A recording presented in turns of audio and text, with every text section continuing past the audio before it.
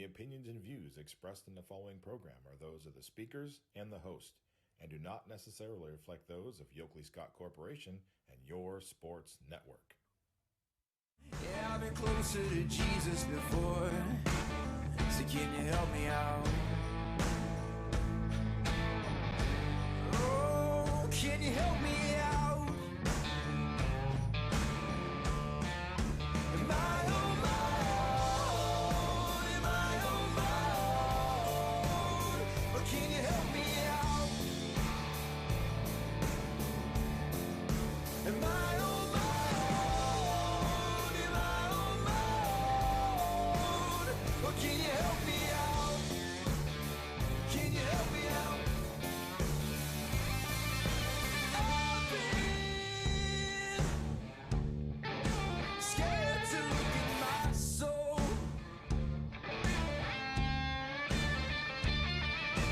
I've been afraid I would follow alone.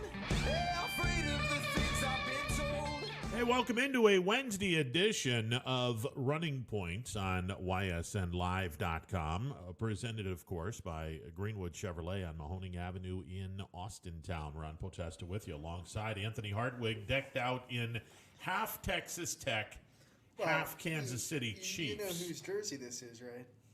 That would be Mahomes. Yeah, so it's all Kansas City. It's just Okay. him throwing out his college jersey today. Oh, Almost like his rookie card. do you have his junior high Yes, jersey I got, that you would? I got his Pee Wee jersey. I got his Okay. high school baseball jersey. All right. Yeah. I got the jersey he would have gotten from the. Oh, jeez. I think the Tigers drafted him. I don't know. There you go. So, you know.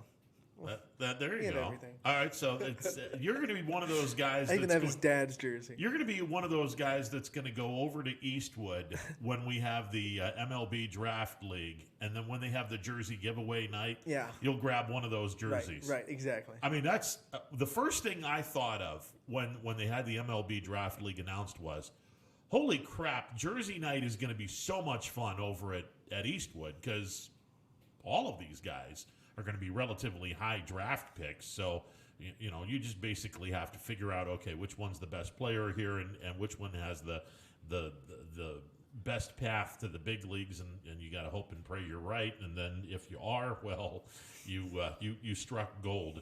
So there you go. All right, 330-886-0813, the MP Vivo Heating and Air Conditioning hotline open for business. And Rich wants to jump up real quick.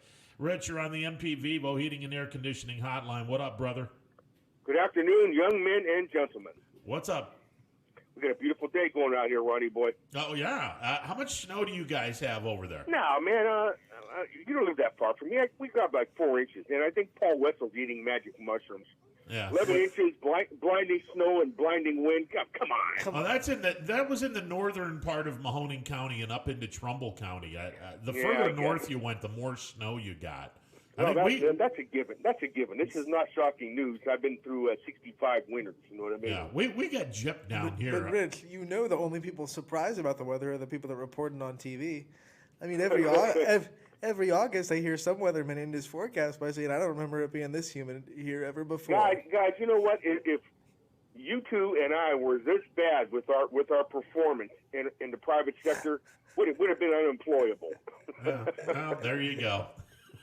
Anyway, I placed my order for your Christmas treats. Yeah. That is something that now I'm starting to regret because I've got all kinds of orders for pizzelles. You better start making them now because you have to fill them all the way to Christmas. Well, that's the thing, and post surgery, I think I'm going to start up. So the iron's going to get a workout. They say when do you go to surgery, big guy? Friday.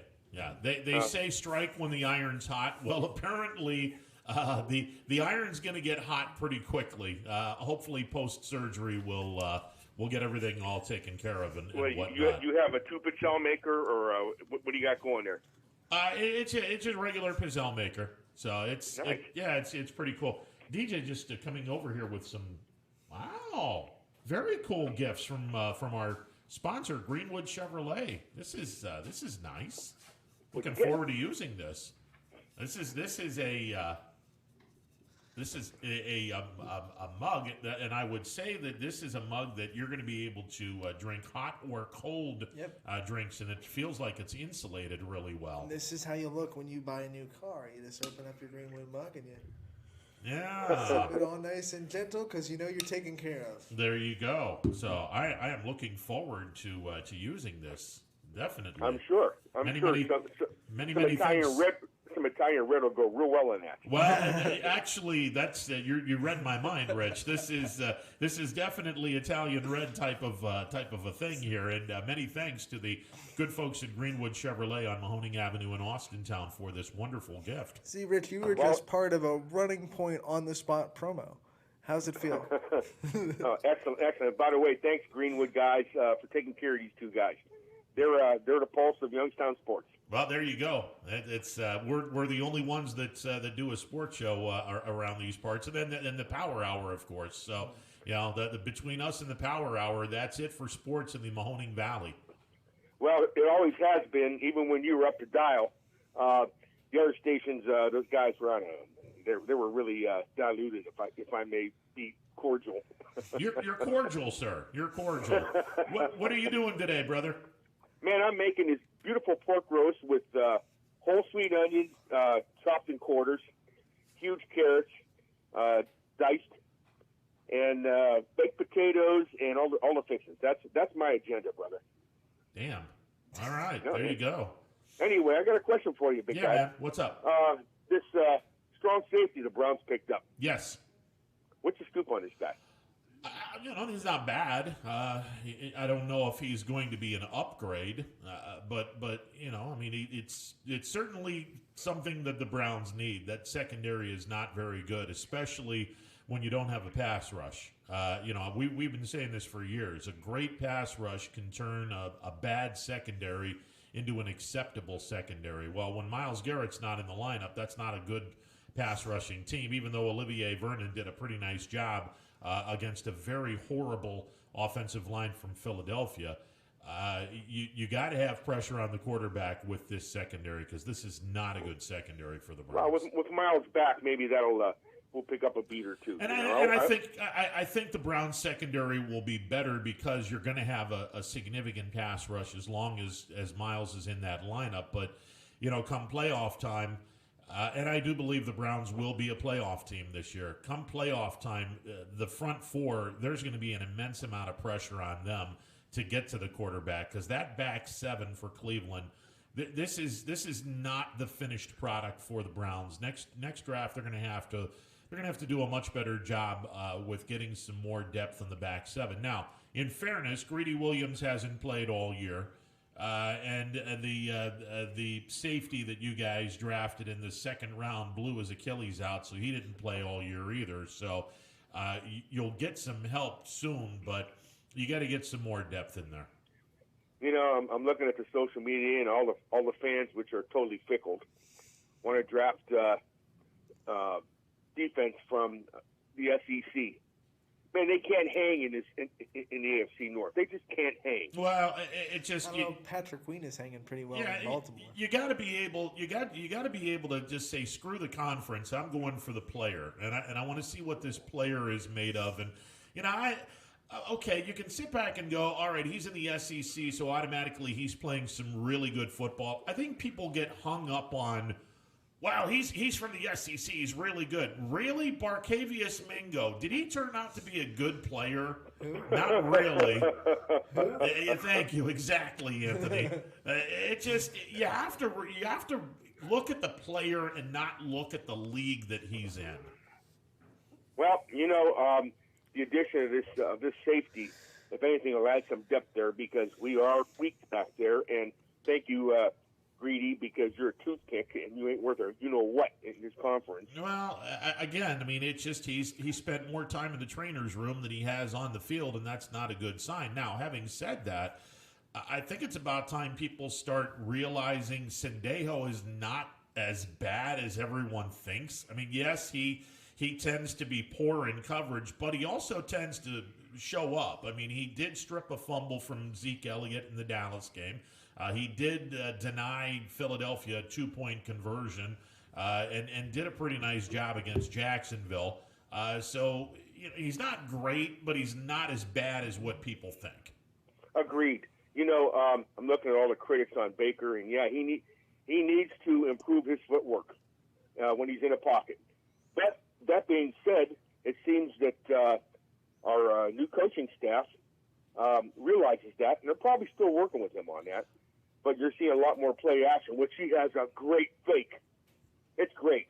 Well, and look, I mean, it automatically the play action for the Browns is fantastic because you've got the best running game in football. So clearly the credentials are there for the play action pass, and then Baker sells it with a great fake, like you said. The problem with Mayfield right now is twofold. Number one, he doesn't have his feet set when he rolls out of the pocket, and number two, his accuracy is garbage right now. You get a wide open guy in the end zone, nobody's within 10 yards of him, and you miss. No, you got to work on the accuracy. I get that. You know what? On the brighter side of his shortcomings, when a kid's rolling out, he throws off the back foot across his body and nails him. Yeah, that's pretty awesome. He's frustrating at times, and he's brilliant at times, and he's not a finished product yet. The bashers need to realize this kid's not a finished product. Well, let's see him have a consistent coaching staff. And there you go. Thank you, that's exactly what I was about to go to. But the good thing is he hasn't turned the ball over in 5 games, and all the accuracy problems, all the footwork problems, he's taking care of the ball for now. So if he keeps doing that, then I think the Browns will. And that's exactly the other thing that Baker haters got to realize. Look, the guy's managing the game. He hasn't made a turnover in 5 weeks. He's doing his accuracy's in question, okay, but he's not throwing the ball away into the other team's hands. So he's managing the game really well. And that's a feather in his cap. This kid may never be elite, and he may never have to be elite if he has the system around him that works. You know what I'm saying? Terry Bradshaw was not elite. I agree. But the guys, how many Super Bowl rings? 4, 5? And you took advantage of a great defense, Hall of Fame receivers, Hall of Fame running back, great offensive line. No, I agree with that. Now, I'm not going to say that Mayfield's in that same he rarefied wasn't era. elite, but what Bradshaw did is he made the plays when they had to be made. Exactly. And can Baker do that is going to be the big question when the Browns make the playoffs, because in the playoffs, you're going to have to make some plays. I don't care how good your running game is, how good your defense is. The quarterback's going to have to make a couple plays a game to win you the game. That was what Tannehill did up into the Kansas City game, and that's what Garoppolo did up until the Super Bowl. He made plays, a couple of plays here and there, just to get the 49ers and the Titans into those spots. And there's going to be a team or 2 or 3 that's going to just say, screw this, we're going to put 8 or 9 guys in the box, and we're going to dare Mayfield to beat us, because we're not going to let Chubb and Hunt and that incredible offensive line in front of them beat us. We're just not going to. Steelers will do that. The Steelers will do that. The Bills will do that. Not that they can stop the run very well. The Chiefs will do that. The Ravens will do that. Any playoff contender from here on out, their game plan is simple. 8 or 9 guys in the box and say, we dare you to beat us through the air. And when Mayfield consistently does it, if he does it, that's when the good stuff is going to happen in Cleveland. I recall, I can't remember what Super Bowl this was. Steve Young and Dan Marino were still in the league. And it was the before the Super Bowl, they had the quarterback competitions. Elway was there, all the big guns. Yeah. Okay, and they would have the tires going across the field, and you'd have to throw through the tire while on the move or in the pocket or whatever. And then they had the longest throw. Well, Steve Young wasn't even close, and neither was Marino. But I got news for you. So what? Look at the wins these guys piled up. Yeah, it's look. I mean, if you have talent around you, the wins will pile up, and that's the end of that. I mean, all right, guys, it's nice chatting with you. I got to attend to some more food here. Yeah, Rico, I'll be in touch. Anthony, if I don't talk to you in the meantime, have yourself a Merry Christmas, and I'll be in touch with you. Rich, let me ask you: do you have a chef's hat on while you're doing this stuff? Oh, hell no. Come All right. on, Rich. See, I gotta have you be the Swedish chef where you're just gonna go. I do taunt the apron, though. It's a nice one. Oh, there you go. All right. That's the best I could do. I remember I was cooking at Applebee's here. Oh, this was quite a few years ago. And then they made us go into the chef's jackets and the chef hats. I felt like I was stuffed inside of a sardine can. I'm like, I'm never going to wear this stuff when I get out of here. All right, brother. Happy cooking. Thanks. Bye. See ya. 330-886-0813. I've never actually seen like the big mushroom chef hats in real life. Really? Like I always see the chefs wear like just the one without the mushroom. It looks like, but it's just a flat top. Yeah. I've never seen like I want to see a chef come out of the kitchen with a big mushroom chef's hat. I don't even know where you get one of those things. Right. I mean, we'll find one. Yeah. But you never know. You might pop up in Running Point one day with Ron in a big chef's hat just for the the content. Yeah, and then with the 3 hours of doing the Swedish chef sports. High school basketball. We don't need 3 hours of that, but we definitely need chef's hat for the content. The problem is, Poe knows. Again, there is no possible way anybody can fit this on this. We'll find one. I bankrupt third world countries with hats. That's all I'm going to say. Poe knows culinary skills. Yeah, so. Poe knows chef stuff. Yeah. Culinary skills. Yeah. I mean, well, that too. For the sophisticated people. Culinary skills, darling, yes. Speaking of culinary skills, Notre Dame carved up North Carolina last week. Nice segue. Thank you. Brian Driscoll from IrishBreakdown.com will break down that carving and, in the Thanksgiving tradition, they carved him up. We'll also talk about how the defensive coordinator needs to be paid pretty much millions of dollars to stay at Notre Dame because, he's good. Clark Lee, he needs to have a couple $1 million more than what he's doing because that boy can coach. It's unbelievable what they did. We'll talk a little bit about that. Also, this week is the final ACC week. We'll talk about that as well. Some teams are playing into December because of rescheduling. Yeah, but like mine.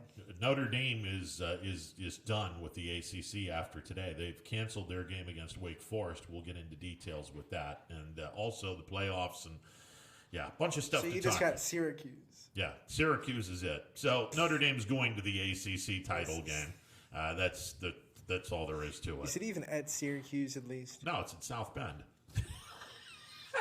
Anthony's now frustrated. We'll talk with Brian Driscoll from IrishBreakdown.com. I also have a Rudolph reference that involves the Browns. We'll get into that later. Does it involve what you posted on social media? Oh, absolutely it does. Absolutely it does. We will also talk about the high school basketball. There was some damn good games last night, and we'll get to that as well. There's some games coming up tonight that will also be on the network that are very good. So we'll preview tonight. The chef's kiss. Good stuff. Preview tonight. We'll recap tomorrow as well. Yes. Recap yesterday. And we also have a ridiculous amount of talent that was honored by our local newspaper and all counties and all this, all that, and soccer and volleyball, and we'll get to the honors in that as well. This is good stuff. It is a Wednesday edition of Running Point presented by Greenwood Chevrolet on Mahoning Avenue in Austintown. And again, fantastic little mug that they have given us. This is good. Rich is right. Red vino in this bad boy. Oof. Absolutely. All right, 330-886-0813. Now you're a morning talk show host. If you're going to start putting... Well, if I put coffee in this, absolutely. Vino in the thing, you're on NBC for life. In the Notre Dame hoodie. One must question if Kirk Herbstreit, when he made those comments last night, had something in this little container. We'll get to his ridiculous comments, too. That's all coming up during the course of the show. Brian Driscoll coming up next. Stick around. It's a Wednesday edition of Running Point presented by Greenwood Chevrolet on Mahoning Avenue in Austintown. 21 News. Let's get right to our top story tonight. More experienced reporters. A new Wilmington restaurant. GM Lordstown. Telling more local stories. We'll look at efforts boy is recovering from a broken... Around our valley. Good afternoon. We are here in Youngstown. Right up... Because you expect It's important for everyone. No place like home. more local news. In Mercer County Court. 21 News is our Valley's #1 local news. Welcome home to a home made homier with Baird Brothers Fine Hardwoods. Inspiration starts at BairdBrothers.com and is turned into reality when high-quality hardwoods are delivered right to your home. Baird Brothers has the latest design trends, shiplap and skinny lap interior siding, antique oak rustic flooring, and, well, you'll find them all at BairdBrothers.com. Ordered easily, delivered conveniently, enjoyed comfortably. BairdBrothers.com. Attention football fans, order Coca's Pizza tailgate package for only $54.99. You'll receive 24 slices of our delicious cheese pizza, 20 jumbo wings, and 2 of our famous foot-long pepperoni rolls. Coca's Pizza, we serve it hot. Hi, this is Tommy Clem, owner of WRS Insurance Solutions. WRS Insurance Solutions is a local independent agency that specializes in life, Medicare, long-term care, and disability products. Call us at 330-953-3722 or visit us at wrsinsurancesolutions.com to learn more. Good luck to all the student athletes in the Valley. Your Armstrong services are more important than ever. There are more and more connected devices in the home these days. To get the most out of your experience, you need a network that is always getting better. You deserve superior performance, and that's what Armstrong offers every day. Whether you're working from home, enjoying your favorite content together, or simply catching up while apart, count on Armstrong to keep you connected to what matters most.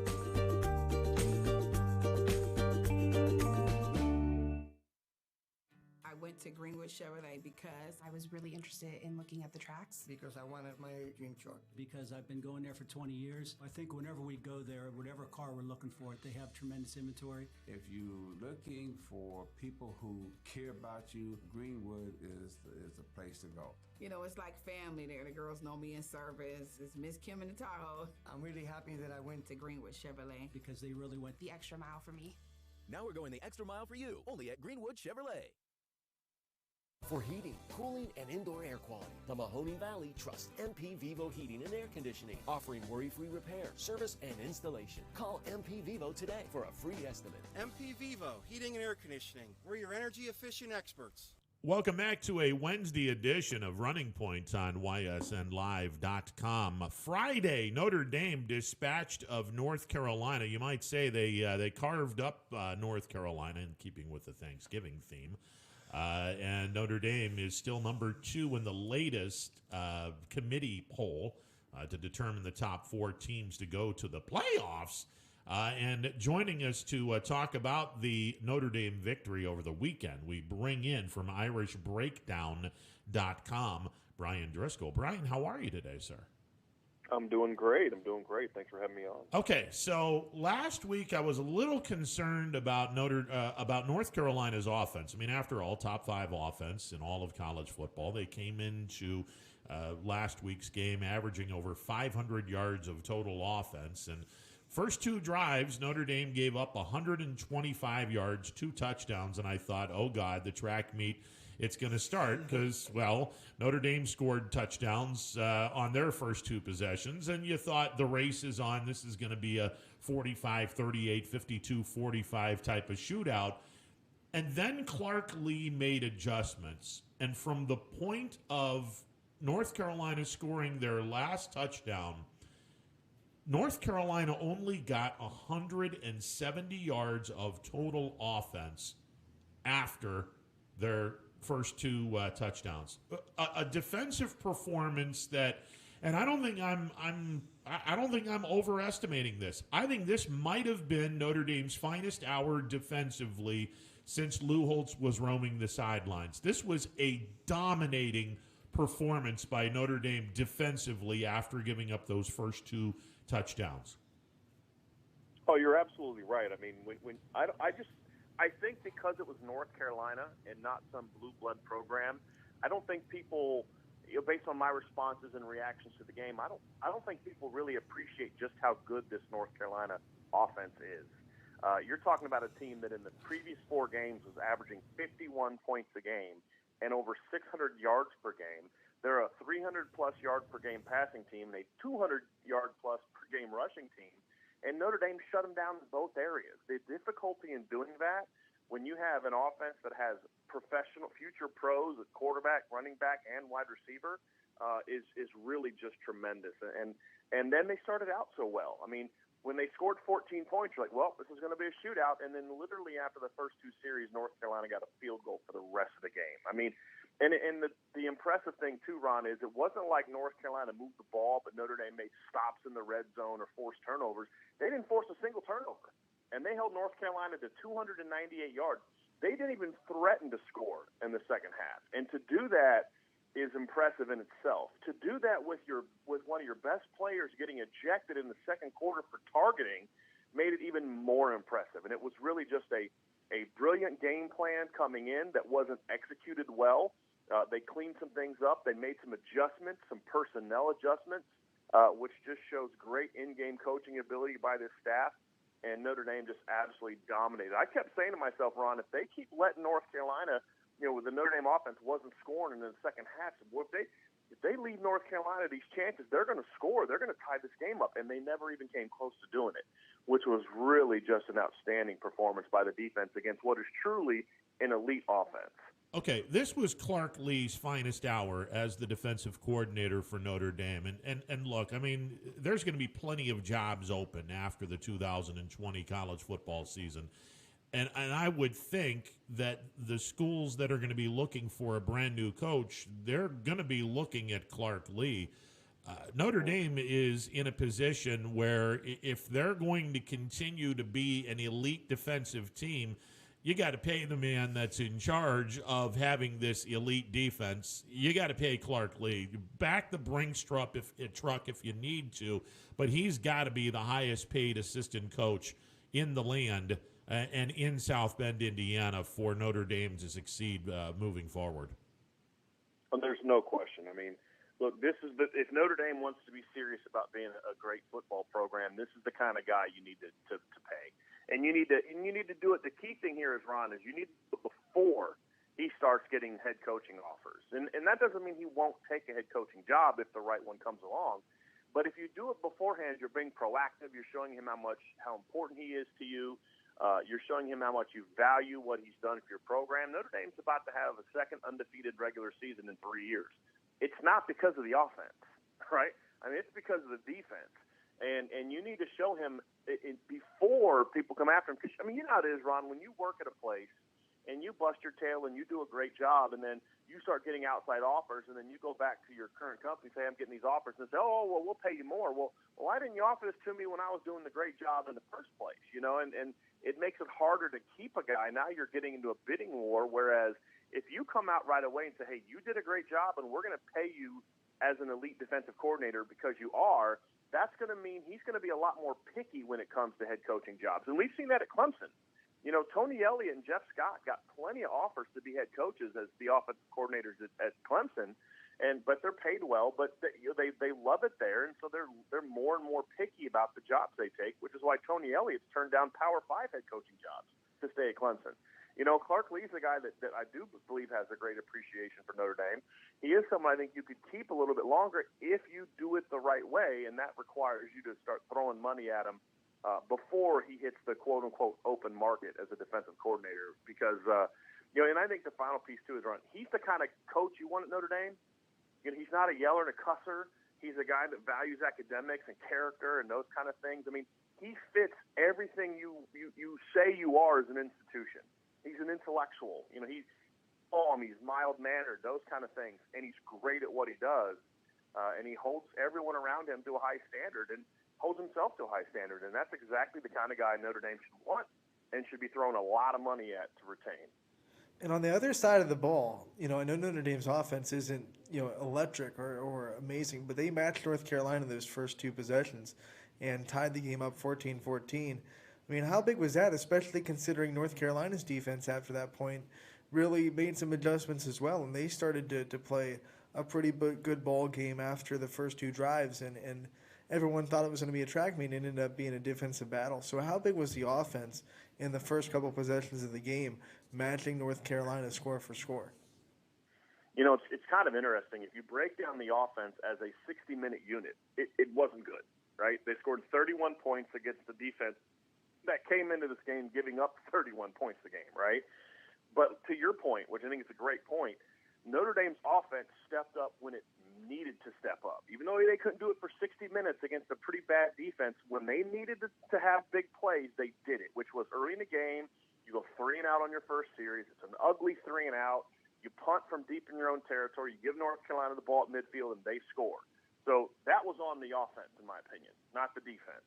So what does the offense do? They respond by going on this long, methodical drive to tie the game up. North Carolina goes back and scores again, and the offense answers with 2 big plays to set up a touchdown. And that to me I wrote an article at IrishBreakdown.com a couple weeks ago. Ron, I think you read this.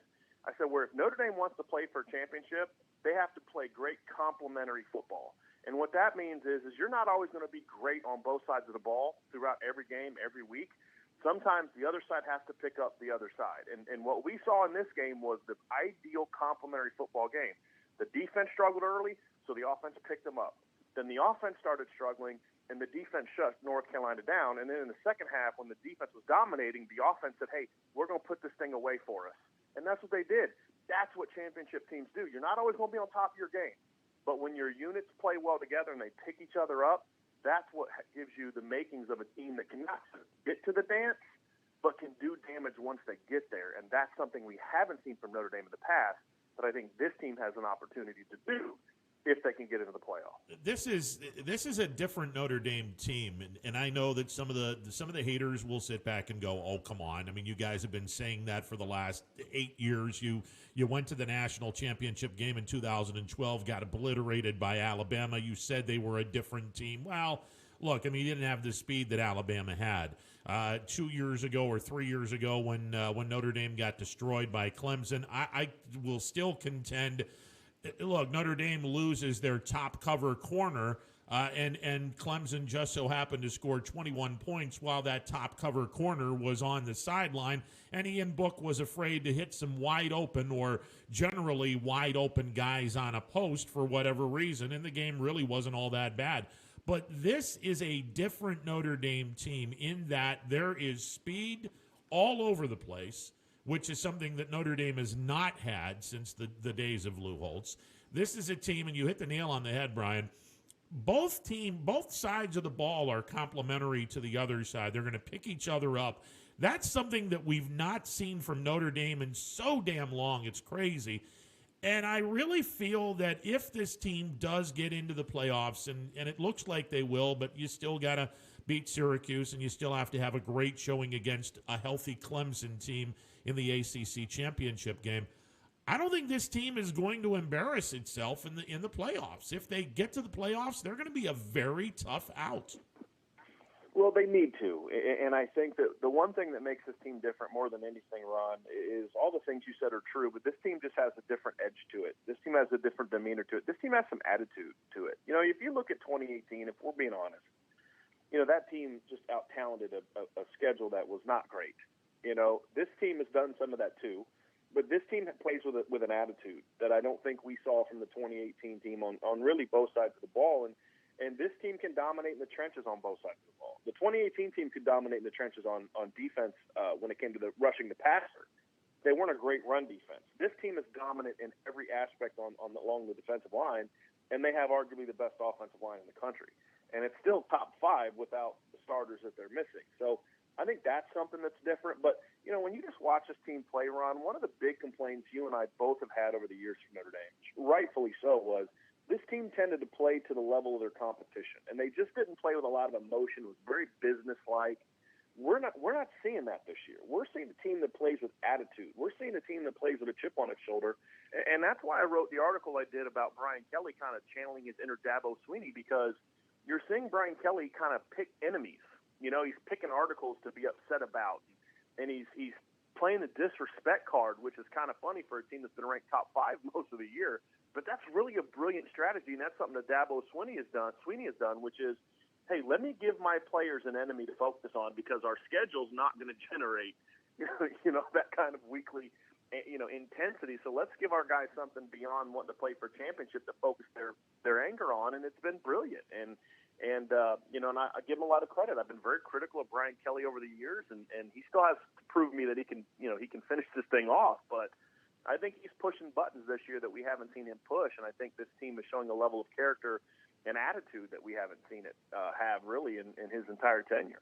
All right, Brian, the latest coming out of the ACC, thanks to COVID, and this, I mentioned this a couple of days ago, 2020 is going to be a distant memory unless Notre Dame wins a national championship or my Bills go and win the Super Bowl. Then I'm going to be forced to talk about how great a year 2020 was, and I'll be lying because 2020 has been nothing but a disaster. However, the bright spot, Notre Dame has had a great year.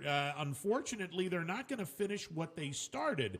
The latest on the schedule, no game against Wake Forest. So Saturday's game against Syracuse is the last ACC game and the last regular season game for Notre Dame. What the heck is going on with Wake Forest?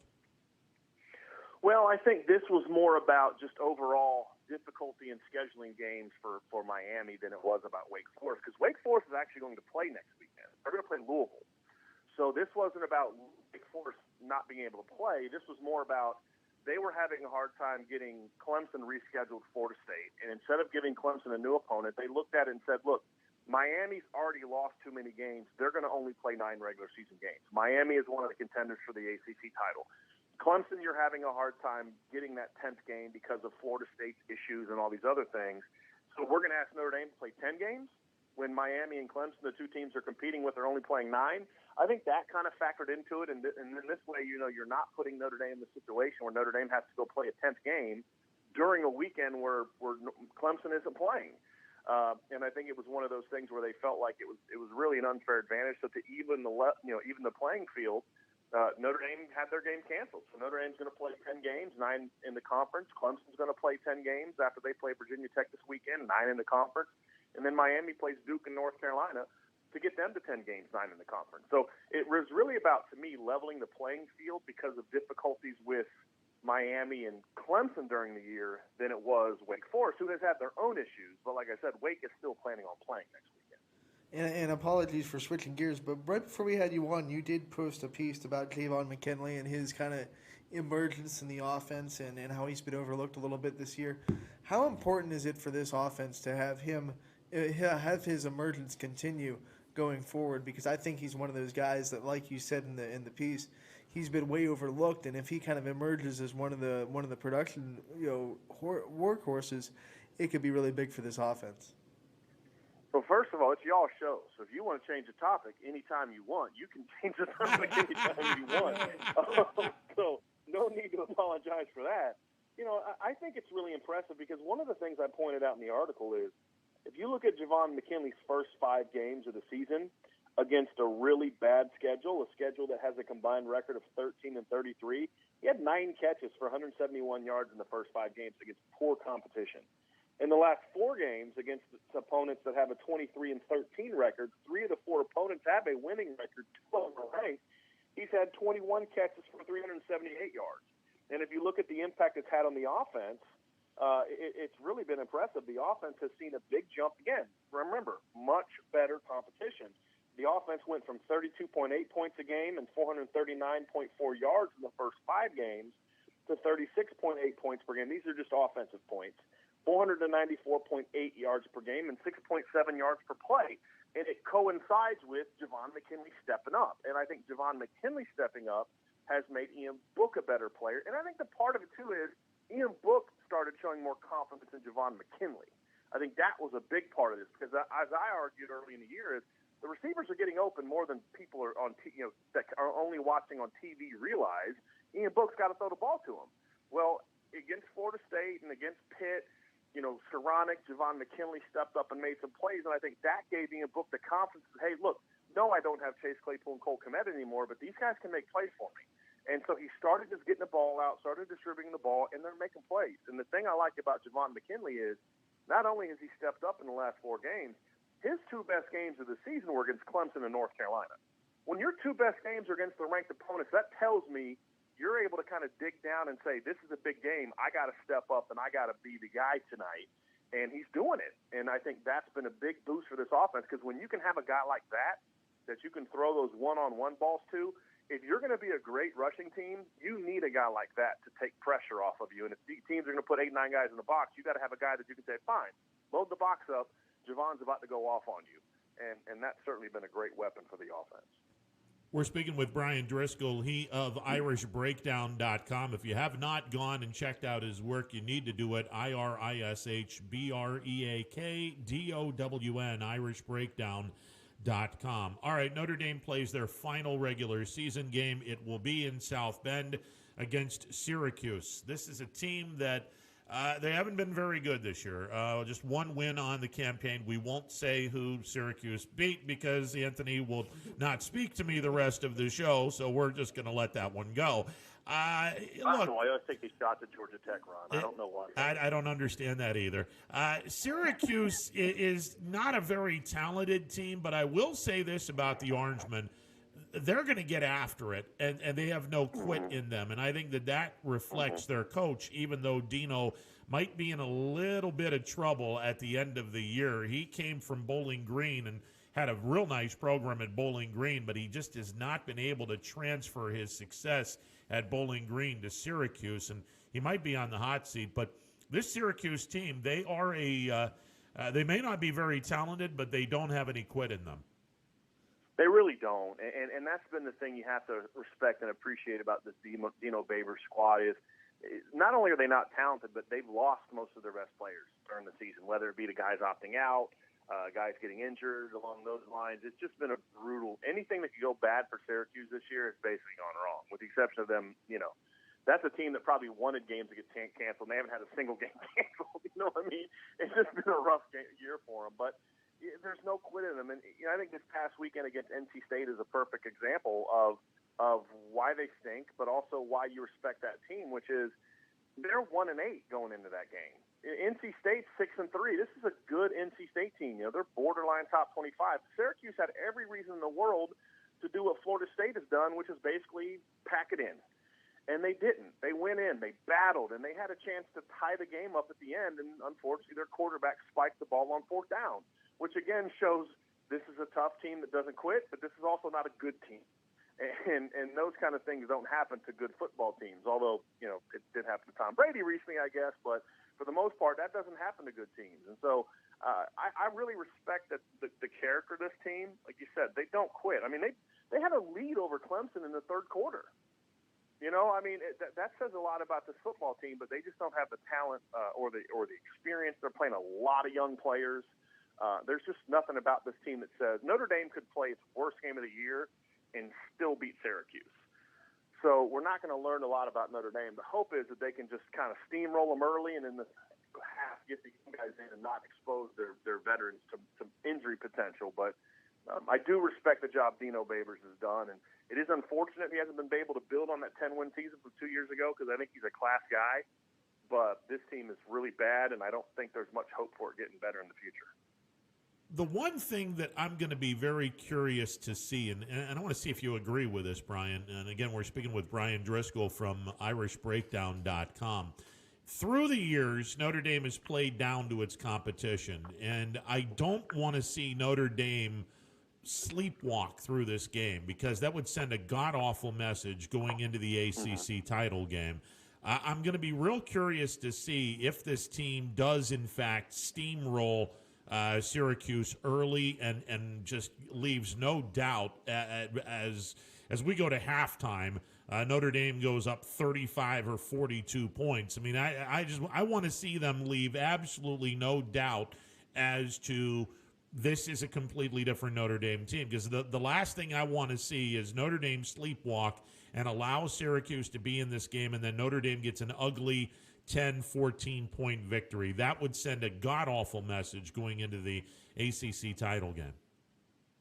I actually think, Ron, that's always a concern. When anyone that's been, played football or coached football knows these are the games that kind of scare you in regards to not being focused. Because you can tell your players all you want, this team plays hard and they're dangerous. They watch film. They're not stupid. They know this team stinks.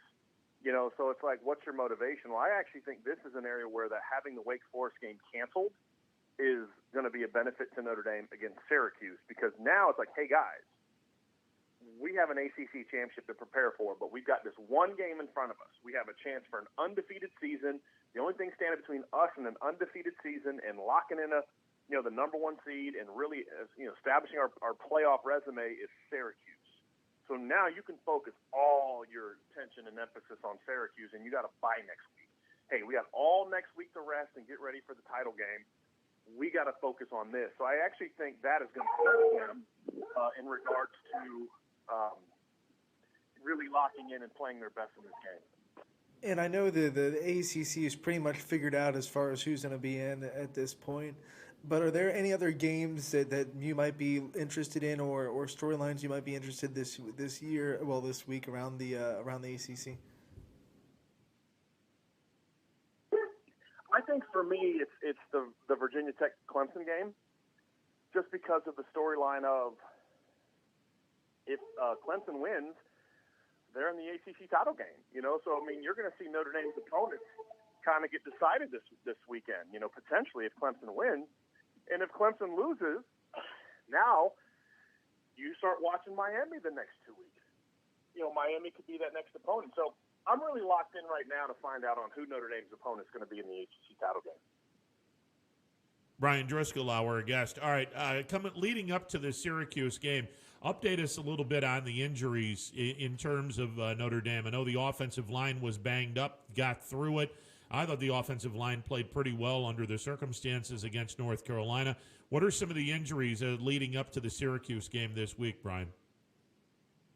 Well, Brian Kelly mentioned in his press conference this week that he expects Braden Lindsey to be back to full strength. Braden Lindsey actually played a few snaps against North Carolina, but it sounds like they're kind of ready to turn him loose, which would give this offense a huge shot in the arm if he can get back to what he was last year. He hasn't really been that guy all year. If they can get him back in the playoff or the ACC title game, back to being what he was last year, I mean, that explosiveness at receiver is something they just haven't had this year, and it would be needed. So that would be a big one.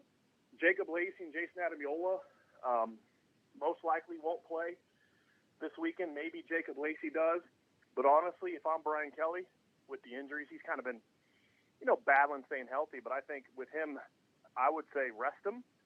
Let him get an extra 2 weeks and then get those guys back for the ACC title game. So, Tommy Kramer's another one. It sounds like he's going to try to practice this week. I don't know if he's going to be ready to go. But I think for me, Ron, with any of those questionable guys, Kramer, Lacey, Adamiola, I would say don't play him this weekend. Get him an extra week of rest. You don't have a game next weekend and then have him be fresh for the Clemson game because you're going to need all those guys to beat Clemson. Clemson is healthy, finally, and they're going to be ticked off, and they're going to be focused, and you're going to need to be at your absolute best, and I don't think you need those guys to beat Syracuse.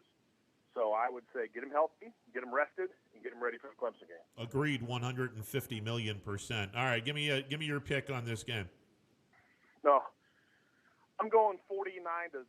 I think Syracuse is going to get a couple field goal drives in the second half, but I think Notre Dame is going to dominate. I would go with more points, but I do think Clemson is scrappy on defense. Syracuse is scrappy on defense. And I don't think Brian Kelly wants to run the score up on Dino Babers. But I do think they're going to pour it on quick. I think they're going to run all over Syracuse early. They're going to rip off some big plays, run game and pass game, and put at least 35 on the board by halftime. And then the second team will get some work in the second half and put a score or two on the board. I'm going to go 45-7. I think Syracuse scores in the final 4 minutes of the game, ruins the shutout against Notre Dame's second-team defense. And I'm with you. I don't think that Brian Kelly wants to run up the score. I think that the point is already made that all Notre Dame has to do is win the game. They get to the ACC title game, and then a good, strong showing, win or lose, puts Notre Dame into the Final Four. But that's a bridge we're going to cross down the road. Anthony, what say you on this game? I'm going to go 45-10. I think maybe an early field goal by Syracuse and then a late touchdown, like you said, in garbage time. All right, it should be a fun game, and again, I think that it's a foregone conclusion. Notre Dame goes to the ACC title game, and I think it's a foregone conclusion now. I don't know what the hell happened to Virginia Tech, but they've pretty much gone downhill. They haven't won a game since I said watch out for Virginia Tech. So my jinx knows no boundaries apparently. So it should be Notre Dame and Clemson, and in a couple of weeks that'll be the game everyone talks about. And just real quick, Ron, Notre Dame has already clinched a spot in the ACC title game. So they own all the tiebreakers. So even if they lose this weekend, they're still in the ACC title game. The question is, who are they going to play? I think that's the big question mark at this point in time, obviously. There you go. And obviously, not too shabby for a first-year kind of double secret probation. You're out of here after this year when the pandemic is up. Wouldn't it be wonderful if Notre Dame joined the ACC for a year, won it, and then bounced? Yeah, there you go. And no truth to the rumor, by the way, that Notre Dame makes more money as an independent. I look at some of these idiots, and that's what they are. These idiots that'll sit back and not do their homework and realize, oh, these guys are independent. They're making money hand over fist. No. The ACC teams make $7 million more than Notre Dame does. Even when you include Notre Dame's quote wealthy contract with NBC, I think I read Notre Dame makes $22 million. ACC schools make $29 million. Right, and Notre Dame makes 22 partly off of the $5 to $7 million they get from the ACC. And that's what I think would be so poetic about this season for Notre Dame is join the ACC for a year, win it, make about $7 million doing it. So like you're paying us to kick your butt and win your championship and then bounce. Like, I mean, rejoin the ACC in a couple of years, but just do it for a year, bounce, and then just kind of get everyone to shut up about how Notre Dame needs to join a conference, and then you can do it on your own terms. It's kind of like the equivalent of a mid-major going to a Power 5 conference, and they're paying them gazillions of dollars to go there to get their ass kicked. And then they turn around and kick that team's ass and say, okay, we're going to come here. We're going to take your money. We're going to pretty much do whatever we want to everything that you have. And then we're going to just get out of town and laugh all the way out of your campus. Appalachian State, I mean, Appalachian State doing that to Michigan. Yeah, Appalachian State doing that to Michigan. That's what Notre Dame has done, though, guys. If you think about it, the women join the ACC in basketball and win the championship for, 5 straight years. The men join the ACC and win the conference championship, right? The tournament championship. The men's hockey team joins the Big Ten, wins the first, 2 conference championships, including one year they won the league title. So it would make sense that Notre Dame joins the conference in the last decade and dominates it. That's kind of been their MO for a while now in other sports, so it makes sense for the football team to do the same thing. And the cool thing about this is in the Mid-Atlantic teams, ACC country, now some of those players are like, hey, we got good grades, and I kind of like what Notre Dame is doing, so now we got a whole new recruiting base. Hope so. We'll see. Hey, Brian, always a pleasure, sir. Thanks for having me on, guys. You got it. Brian Driscoll, IrishBreakdown.com. He writes really good stuff. I mean, I've been keeping an eye on him ever since we've been having him on the show. And as someone coming from this not a Notre Dame fan, I still enjoy reading the stuff he puts up there, and it's a lot of content.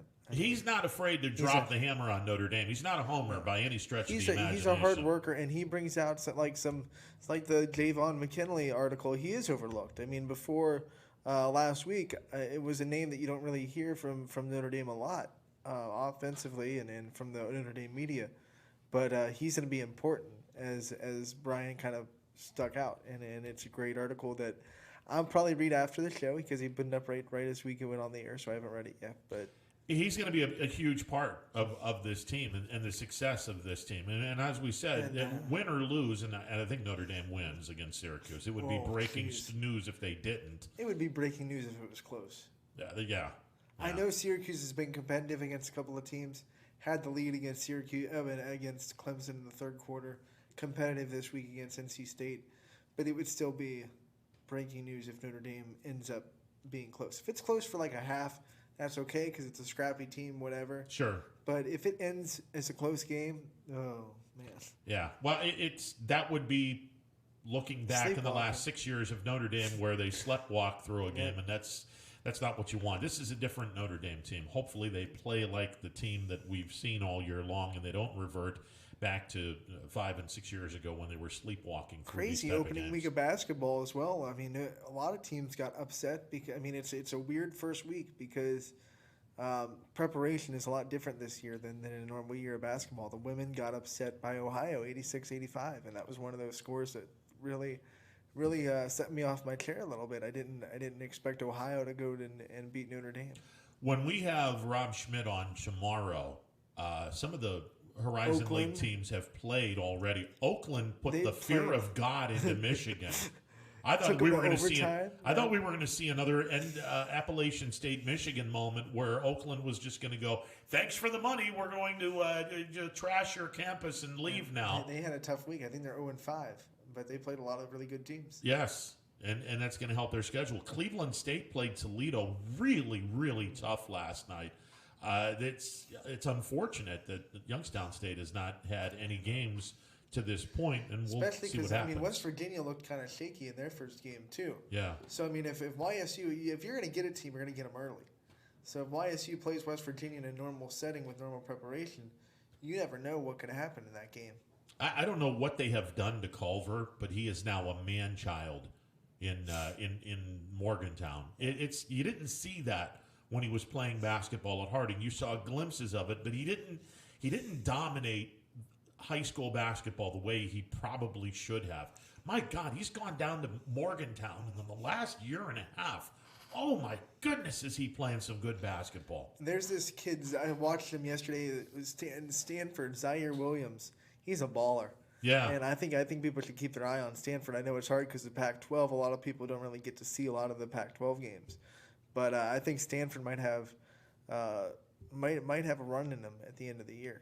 It's going to be a lot of fun. Hopefully, knock on wood, hopefully we have a pretty full basketball season. I did not enjoy listening to Bill Walton. If you ever, he's gone off the edge. Yeah, calling games for ESPN. He's different. He's an acquired taste, which I haven't acquired. He used to be but now he's... Yeah, now he's... Yeah. He's like... What? The older he gets, the more he gets. It's just, you wonder...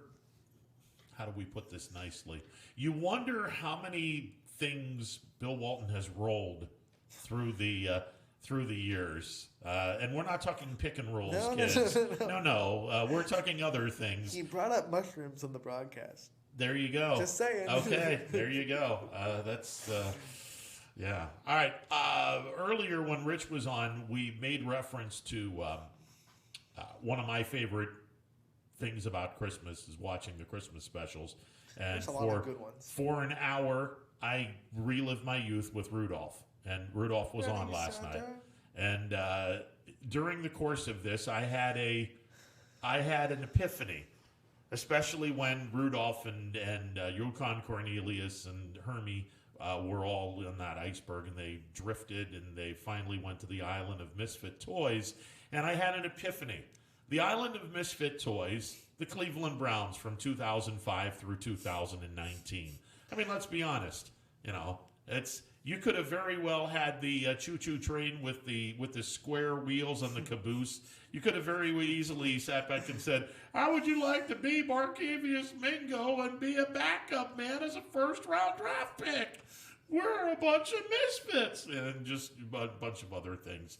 And then Santa coming down at the end, basically liberating the Misfit Toys, the story of the 2020 Browns. Remind me, what's the company's name that made all those stop motion Christmas movies? It's RB. I just can't. Rankin something. But yeah. Those are classics. Oh my God, absolutely. Santa Claus is coming to town. Yeah. With the Burgermeister. Meisterburger. Yeah. And he's Jimmy Haslam, by the way. And the year without Santa Claus. The year without Santa Claus. The misers. The heat miser and that's good stuff. It's good stuff. Now the ultimate one though is the Peanuts Christmas. Peanuts Christmas is really good. That one's good. And who I laugh my ass off every time Snoopy imitates Lucy when she's going off on a tangent at the auditorium. You gotta have direction. All right, we'll take a time out. Be back in a bit. 330-886-0813, the MP Vivo Heating and Air Conditioning Hotline, open for business. Stick around, more to come.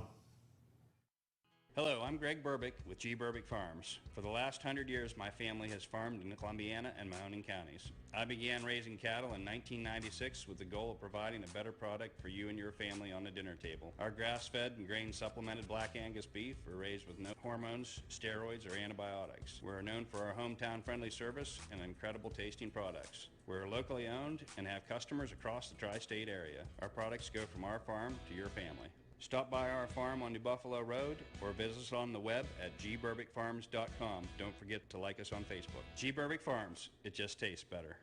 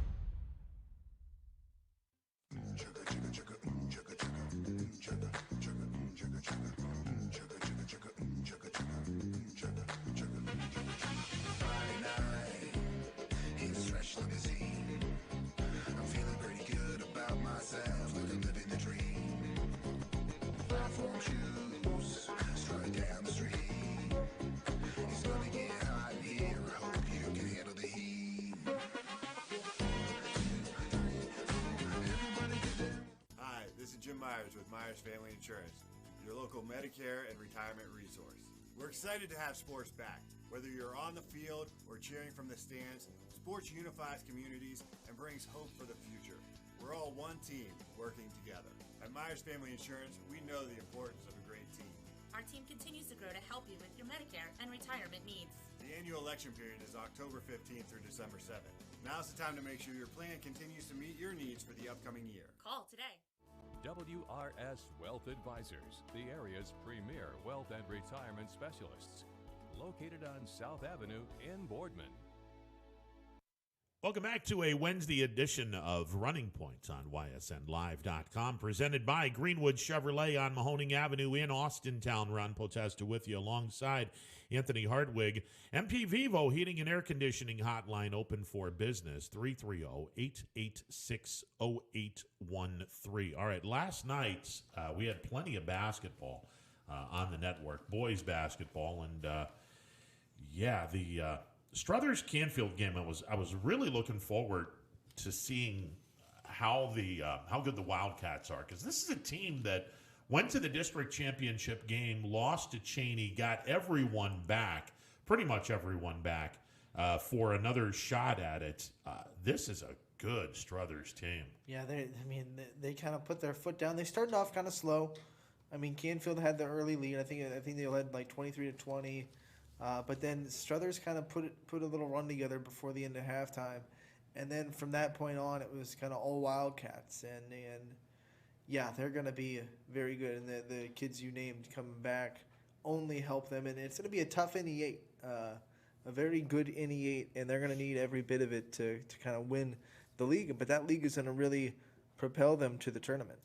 I can imagine the Struthers Poland games are going to be an awful lot of fun because Coach Grisdale's got a really good Poland Struthers team. Poland could be good. I think Struthers Girard will be very good. I think the Coach Hannon has a very nice team. And again, they might be 1 year away, but how many times have we sat back and said 1 year away, and this team goes out and just does some unbelievable stuff? I think Struthers Hubbard can be very good. Absolutely. And then, South Range, they can play defense, and if their defense has one of those nights where they shut you down, then that can be a really good game too, because Coach Collins one of the best. Yeah, absolutely he is. And here's a name. It's a blast from the past if you're a YSU fan.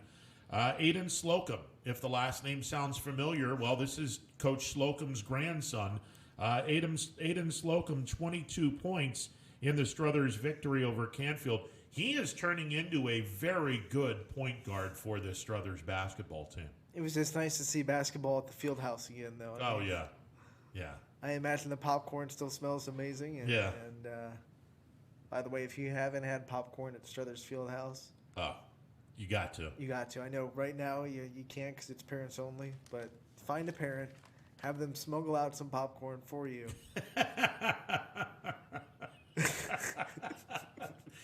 They make it sound like the guy's going to be doing a drug deal. Hey, I got your stash. It is good. It is really good. My two favorite field houses, hands down, in the state of Ohio. This is not even close. Two of the best venues to see basketball: the Struthers Fieldhouse and the Canton Fieldhouse, right next door to the Hall of Fame, where Canton McKinley plays their games, and the former coach of the Harding Raiders, Coach Vlahovic, Coach V, is now coaching over at Canton McKinley. That place and the Struthers Fieldhouse, my two favorite places. I mean, like having that as your home base and getting to play there all season. I mean, they're spoiled. It's spoiled. Just both places are iconic. They're an elite type of place. When you play on the Struthers Fieldhouse basketball floor, you're right there with some of the most iconic names of the past, and you can just see and feel the energy when you walk into that field house. Even if it's empty, there's a great amount of energy in that field house. It's a great place to play basketball. And I know it's low on the totem rung of what to brag about, but that mural is one of the best as well. The Wildcat coming out of the wall. Oh, absolutely. It's talk about energy.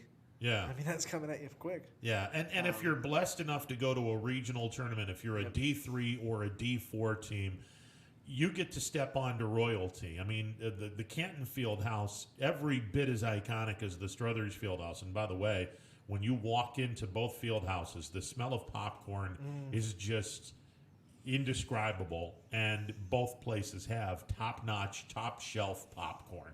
It's just a great place.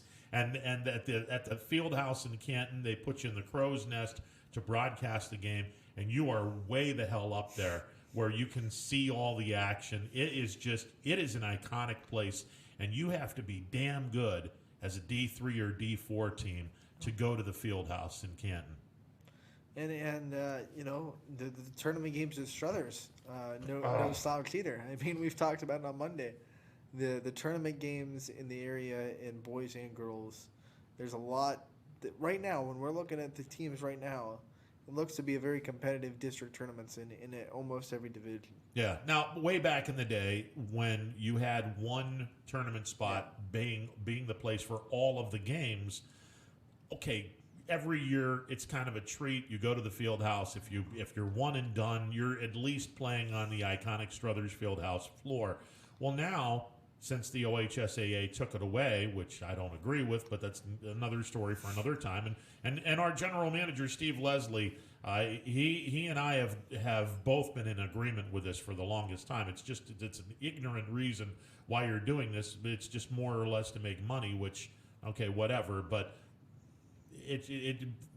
the field house should have every single game, much like Boardman should have every single game in boys division too, but it's not that way anymore. The only plus side to not having it is that you reward teams with home games. And I agree with that. I mean, and then obviously the OHSAA gets the money, but then the home school, if you're hosting, get the concession money and whatever it may be. So the rewarding of the teams that go out and do the work to put in one of the top 4 seeds, I get that, but I also miss the days when you could go on a Saturday and watch 4 basketball games in one spot.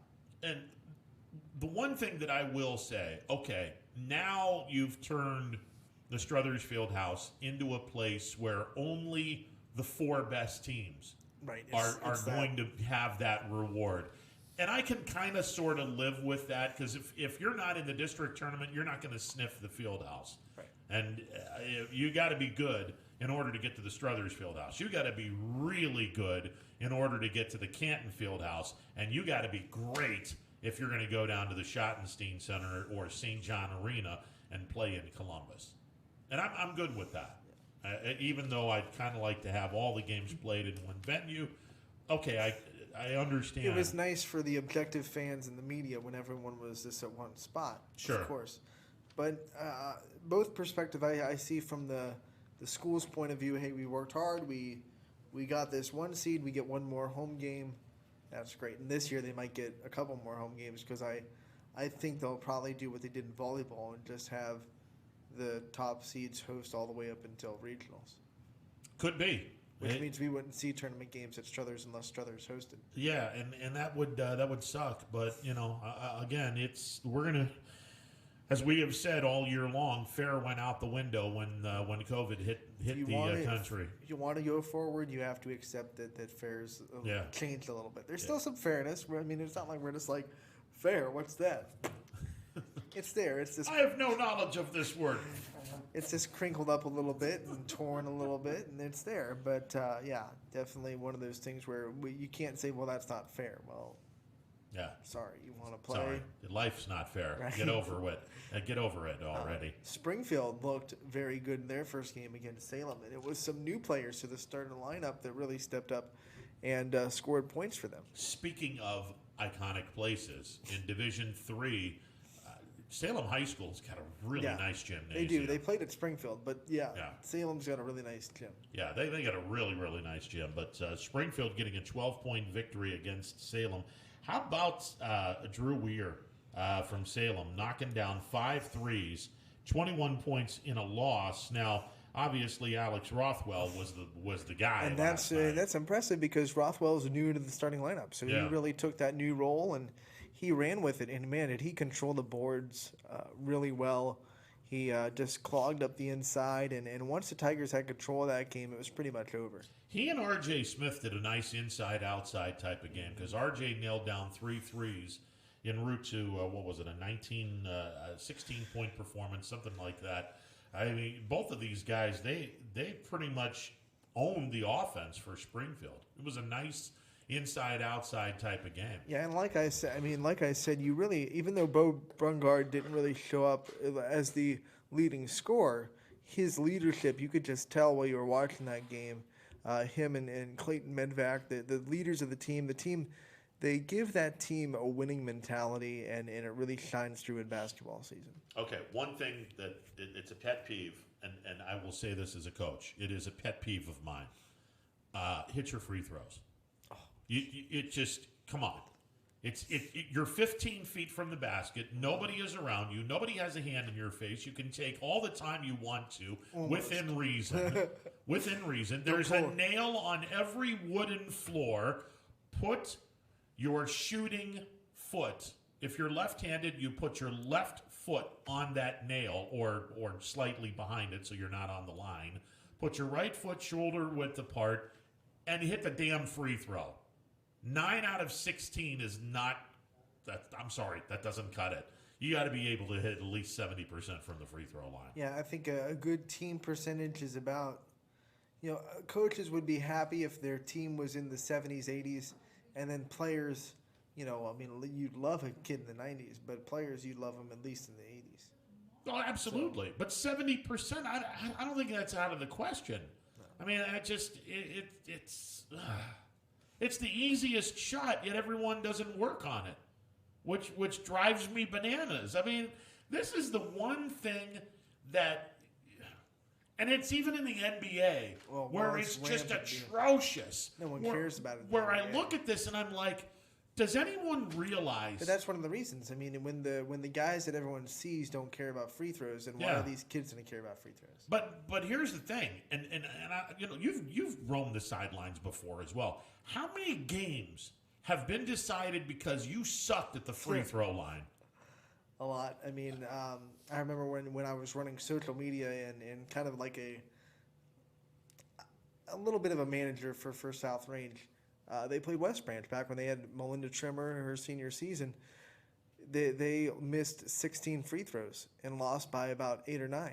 And it's like, well, you lost at the free throw line. You had the chance to beat one of the top teams in the area. Well, the top team in the area in West Branch that went all the way to the state semifinals that year.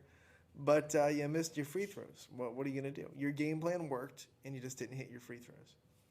That's it. You got Melinda Trimmer in foul trouble. She was off the floor for a long time. You couldn't hit your free throws. I mean, you got to hit your free throws. I mean, they call them free for a reason. What really drives you crazy is when you miss more than what you lost by. Oh yeah. If you lost by 5 and you missed 8 free throws on the night, then you're just really driving yourself. Absolutely. That's going to make the coach scream for something and sleepless nights. I mean, that's just nuts. I don't even know.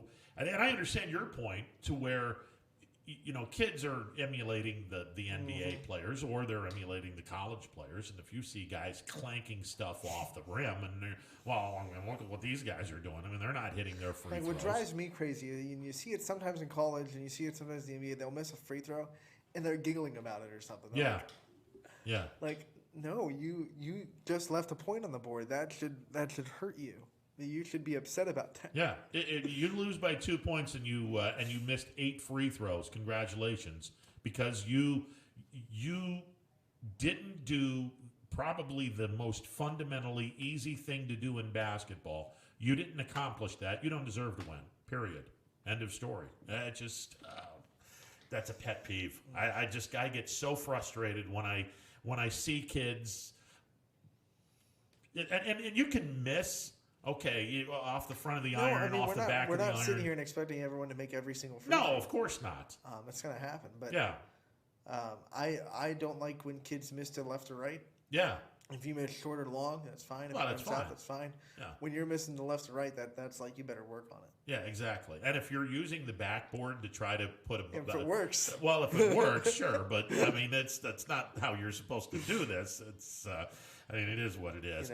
It's all about routine, though. The kids that have the routine usually are the better free throw shooters. You go through it, you do the exact same thing every time, and it turns into muscle memory.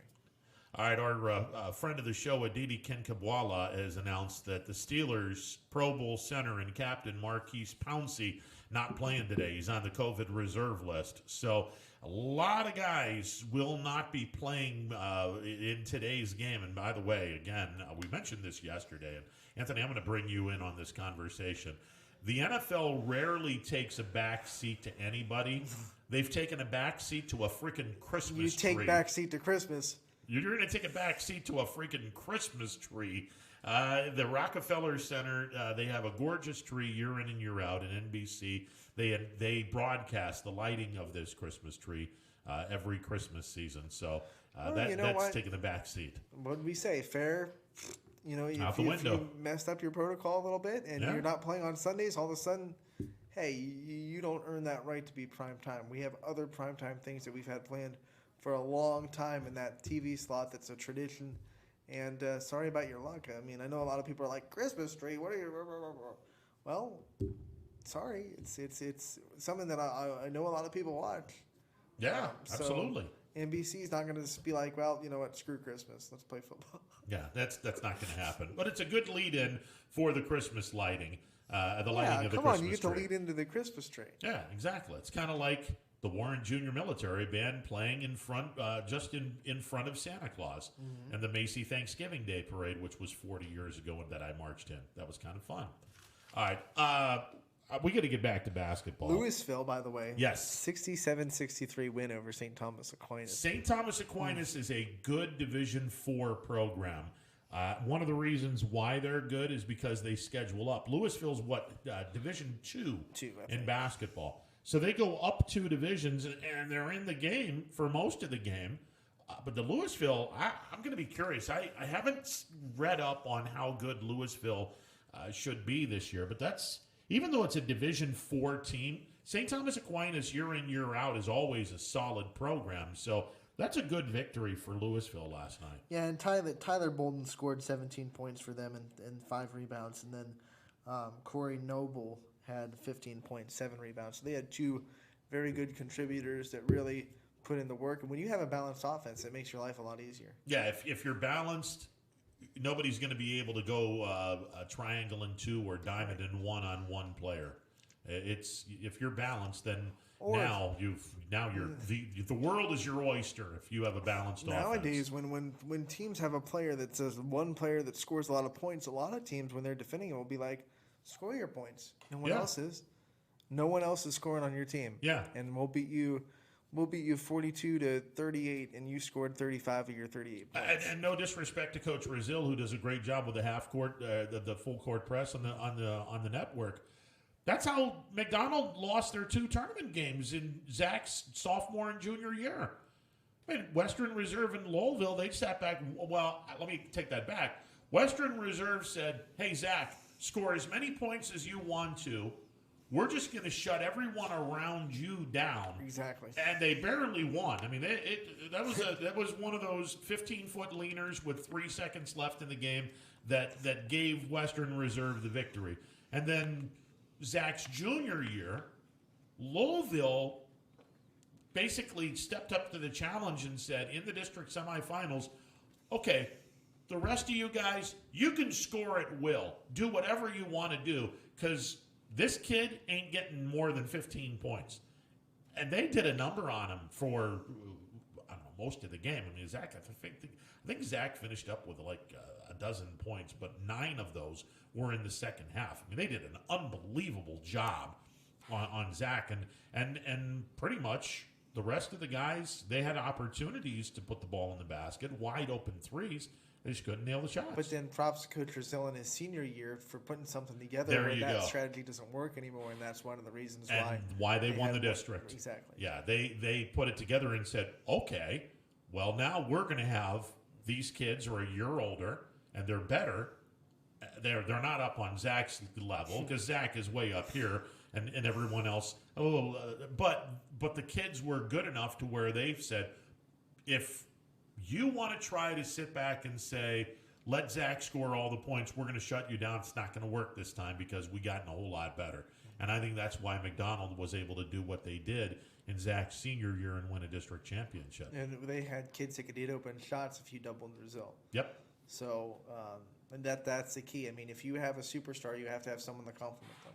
Yeah, you got to have 2 or 3 guys that are willing to and able to put the ball in the basket on a consistent level. Because if you do that, now all of a sudden, the triangle and 2, the diamond and 1, you can't do it. Mm-hmm. Otherwise, you're going to be either death by the superstars dropping 50 or death by the supporting cast dropping 50. You're going to die either way, and that's why McDonald was able to do what they did in Zach's senior year, because the supporting cast got really good. Speaking of Lowellville, they were in action last night too. Man, did they look good? That was that was impressive. United is supposed to be a very good basketball team. I think this they year. are. They still will be. I mean, game one. I never make hasty assumptions after one game, so I still think United will be a very, very good team. But Lowellville that night just outclassed them. Here's the one statistic that I saw from this game that I took away from this game that was the wow factor. United is a good perimeter team. They had 0 3-point shots. Made 3-point shots. I don't know how many they took, but they made no 3-pointers in that game. And that tells me either United had a really cold shooting night or Lowellville played some damn good defense. And I think it was probably a lot of both. But yeah, Lowellville's going to be fun to watch this year. That's a good team. And a Luceni kid, oh my God, he was a man child last night. Yeah, he's dominating, isn't he? I mean, it's just like, how do you really shut him down per se? Yeah, he's just a man child. And between he and Bologna, I don't want to say Bologna. It's Bologna. Yeah, it's Bologna. It's Bologna. The opponents are going to be like, this is Bologna. No, it's Bologna. There you go. And saved it. And he's good. That's a nice 1-2 punch. Yeah, and when they're both on, that's a tough Lowellville. And we team. talked about it with Springfield and Bo Bernhardt. Bologna is a leader. He's led the football team. He knows how to lead, and he brings that to the basketball court. He brings a winning mentality to the basketball court, which only helps his squad. Yeah, this is a pretty solid basketball team. 77 on a United team. And again, this wasn't in Lowellville. No. This was down in Hanoverton. That's a hell of a drive to go from Lowellville all the way down to God's country, Hanoverton, Ohio. That's a lot of back roads, and you better if you are motion sickness, you better bring a lot of Dramamine and take Dramamine or get some patches. Because there's a lot of twists and turns on that drive from Lowellville to Hanover. It's like you're going over the river and through the woods to Hanoverton we go. Yeah. Because that's what that drive feels like. And no grandmother lives in Hanoverton. It's a dang good basketball team that lives there. Woo, man. But yeah, Lowville looked really impressive to do all that on the road and dominate the way they did. And you know, for United, I think you just got to take it. You got to learn from it, and you got to move forward because they still have a really good team too. And it's a good. I don't know if it's going to be a really good league that they're in this year because I don't know how the EOAC is going to stack up. I've made mention Lisbon is going to be a dominant team very shortly. I think Wellsville is going to be a dominant team very shortly. Youngstown Christian, year in, year out, they're always a fun team to watch, and mainly because, they just have a great program. Palestine has the makings of some solid basketball kids. Leetonia has the makings of some solid basketball kids, and we'll see what the two programs put together. Columbiana's lost an awful lot. They lost a lot, but I think they're still going to be their foot in the door. Their 8th graders who are now freshmen, they had a really good 8th grade team. And I think that's going to soften the blow a little bit in the next couple of years. Even the underclassmen learn from the success that last year had. I mean, they went through, they practiced with those guys every day. They know what it takes. So I think they're still going to be there in the thick of it. And Southern will be, the Southern.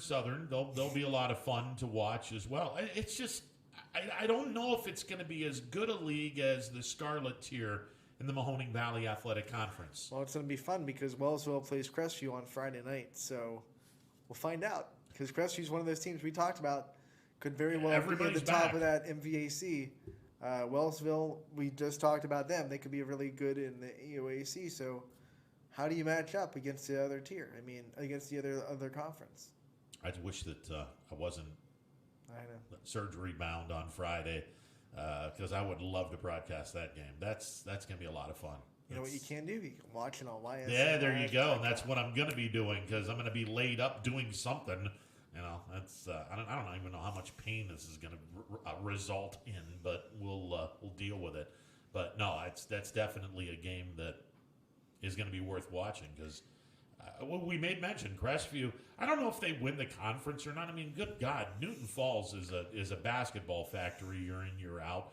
Brookfield will be fun to watch. Liberty is always an adventure. Don't leave LeBray out either. LeBray is a program. It's a program. LeBray's the last boys program to make the trip to Columbus, and that was Peyton Aldridge's senior year, if I'm not mistaken.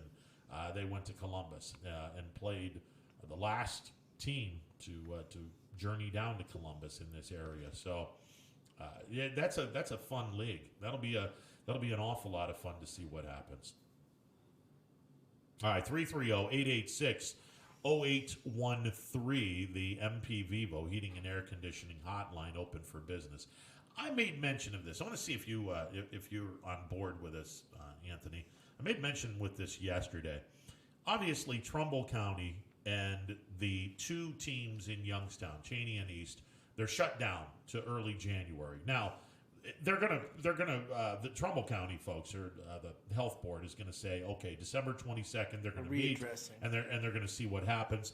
I don't think anybody plays basketball till after the first of the year, so that's pretty much a given. Fingers crossed, they at least get to practice. Exactly, because if they get to practice, okay, then they can get things going January the 4th. I don't know what the folks at Cheney and the East are going to do. Hopefully, again, both the boys and girls, the week of the 21st, Christmas week, get them in the gym, let them work out for a couple of weeks and get them ready so you hit the ground running on January the 4th. I made mention, if we're going to continue to have the girls start their tournaments 1 week before the boys, then from January the 4th through February the 13th, that's a 6-week period for the girls. Guys are going to have a 7-week period. If you have played in Mahoning and Columbiana County teams, it's so important for those teams to have 7 games in prior to January the 4th. Because if you have 7 games in, you're going to have your season. Then you can be your normal schedule after the 4th anyway, because most teams have 12 to 14 after that anyway. So. Yeah, you're in good shape. As long as you have 7 games in between now and the 4th of January when the kids go back to school from Christmas break.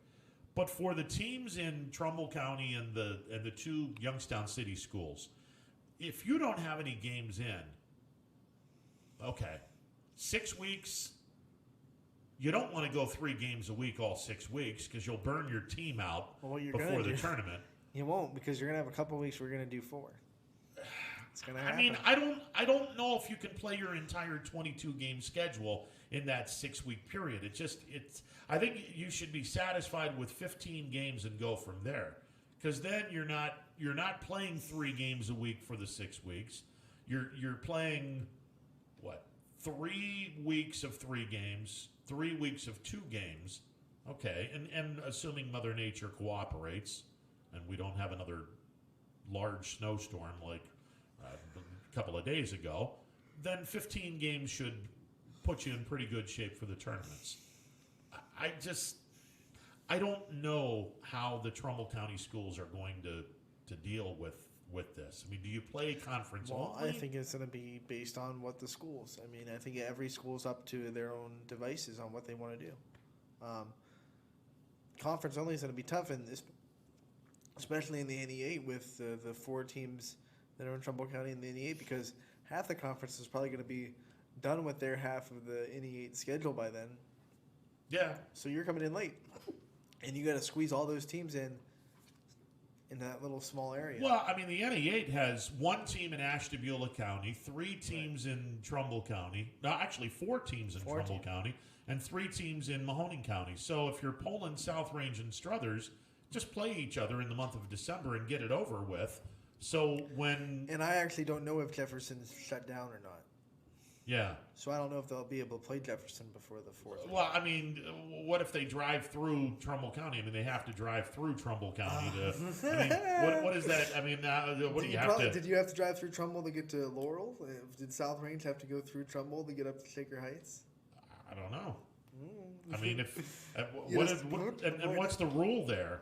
I mean, do you sit down? I think if you're driving through, you're fine because you're always in the bus. You're not exposed to the county. I mean, it's not like someone's not stopping for dinner in Trumbull County. Yeah, it's not like someone's throwing something at your bus to get you COVID sick in Trumbull County.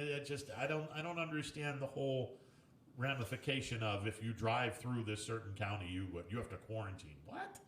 Get the hell out of here with that crap. That's ridiculous. I just don't know how they're going to deal with that. But I think it's the ADs. That's why we're not ADs, and the ADs are. Yeah, the ADs are going to be making their keep this year, and they're going to be really happy that a lot of them have assistant ADs that are helping them do stuff and helping them do some of the other responsibilities that the ADs have from night to night, so they can focus on the really important stuff, which is getting teams scheduled and getting all this figured out.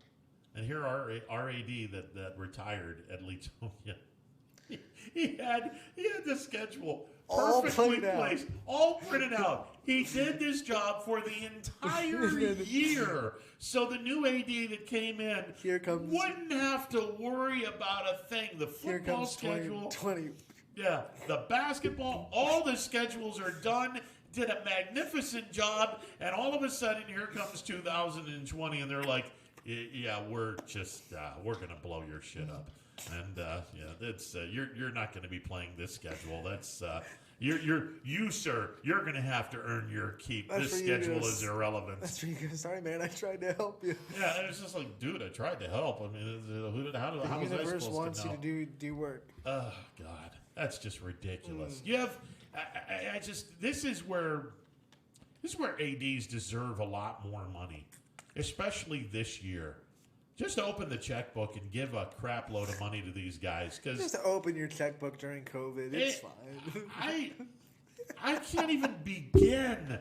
I can't even begin to see the heartache and the hair pulling and the sleepless nights these men and women have to where, we're not playing there. Okay, now I got to scramble and I got to look and see if there's another team somewhere within driving distance, if they have an open date on this particular date, and if they are willing to come to our place or we got to go to their place. I mean, this is just insanity right now. Whiteout has become the AD's best friend. Oh, no doubt. We're not playing that game. Yeah, yeah. And that's for those that are still in the typing and whatnot world. I mean, in the computers, you just sit back and go delete, and start over again. This is just this is absurd right now. I think a lot of the ADs in the area still use that whiteout. Oh God, yeah. I'm gonna. Yeah, absolutely. Yeah. That stuff was strong. All, like you open it, you're like. Yeah, I should have put stock into whiteout before COVID, because I think that stock is probably through the roof right now. That toilet paper would have been. Gold. I don't. Can you explain to me the whole toilet paper thing? Someone must. I mean, it's almost like Orson Welles when he did the War of the Worlds. Yeah. And they're over the radio where he just caused an absolute panic. Yeah. It's almost like something caused this. I don't know what it was, but something in the beginning of COVID caused this panic that toilet paper was going to be one of the things that they were going to have a shortage on. I don't know.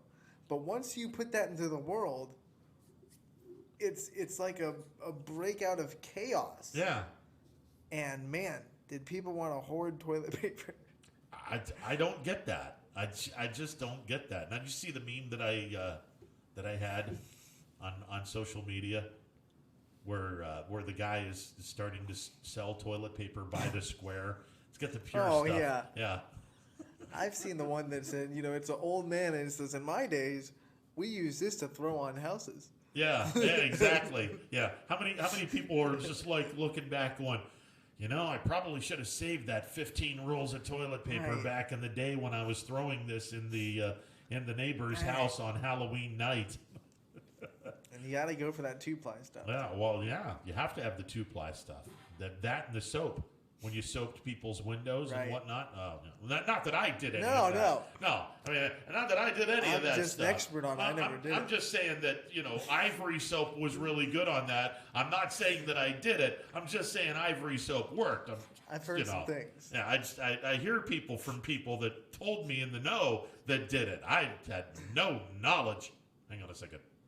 It's not growing, is it?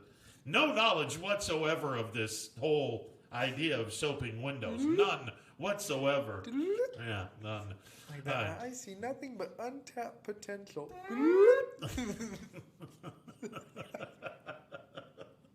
330-886-0813. We've gone sideways. Yeah, we're back in a bit. Stick around. More of this Wednesday edition of Running Point. We promise the nose isn't growing with that comment. 330-886-0813. Back in a bit. It's storm season. I think we're under the gun for some heavy storms over the next couple of hours. And Storm Tracker 21 is ready. This is probably the one we're keeping a closer eye on. On air. And locally, we're going to have a lot of eyes on our area. Online. All right, let's talk high-risk futurecast and the timing of this weather. On social media and on our app. Rain will come and go tomorrow. There'll be some dry intervals. Stay ready with Storm Tracker 21. The severe weather threat now through around sunset this evening. Hi, I'm Colin Chupa. And I'm Kelsey Clem from K-Squared Marketing. Our boutique marketing firm specializes in media planning and buying, public relations, event marketing strategies, and strategic sponsorships. We can integrate our services with your existing game plan, or we can be your entire marketing team. Your goals, our game plan. Let's win together. Call K-Squared Marketing at 330-623-2730 or visit ksquared.marketing to learn more.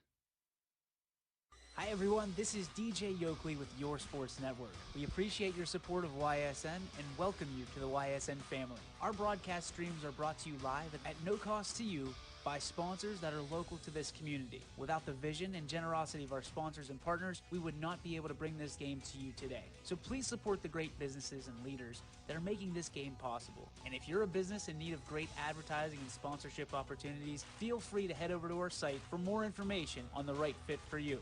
We are local, we are loyal, and we are live. We are YSN. Ah, the details.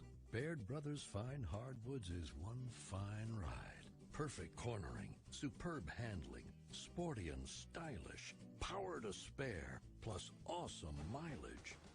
Yeah, jaw-droppingly beautiful lines and well appointed with luxurious trim. Put more oomph in your life and start beholding the molding. Find your home's fine hardwood at BairdBrothers.com. No matter what the weather, be prepared with a reliable, efficient Rude gas furnace or air conditioner from MP Vivo Heating and Air Conditioning. Call your energy efficient expert, MP Vivo, today for a free estimate. Here at MP Vivo, we rely on Rude, and so should you. Welcome back to a Wednesday edition of Running Point on ysnlive.com, presented by the good folks at Greenwood Chevrolet on Mahoning Avenue in Austintown. MP Vivo Heating and Air Conditioning hotline open for business, 330-886-0813. Girls basketball tonight on the network. Who do we got, Anthony? Well, I'll be in Poland, and the Lady Bulldogs opening up their season hosting Salem. And it's going to be... Every time we say Salem, it's going to be a big game because, man, do they load their schedule with a lot of fun teams. But this starts a really tough back-to-back for the Quakers, where they play Poland tonight, they play South Range tomorrow. Talk about challenging yourself in the first week of the season. Yeah, that's a nice schedule right there. And I'm going to be interested to see what Poland does to replace Caitlin Brown, because she was one of the players last year that really compensated Jackie Grisdale and gave her a secondary score. So teams couldn't do what we talked about, where we were just going to shut down Jackie Grisdale, and that's going to be the end of that. You couldn't do that to Poland last year. This year, someone new is going to have to step up. They have the players to do it. They have players that have varsity experience. This is going to be someone that's going to be put in that role where now they have to step up and help this team score. Salem is it's a fun team. I know Coach Windrum, who is now coaching the junior high program at Leetonia.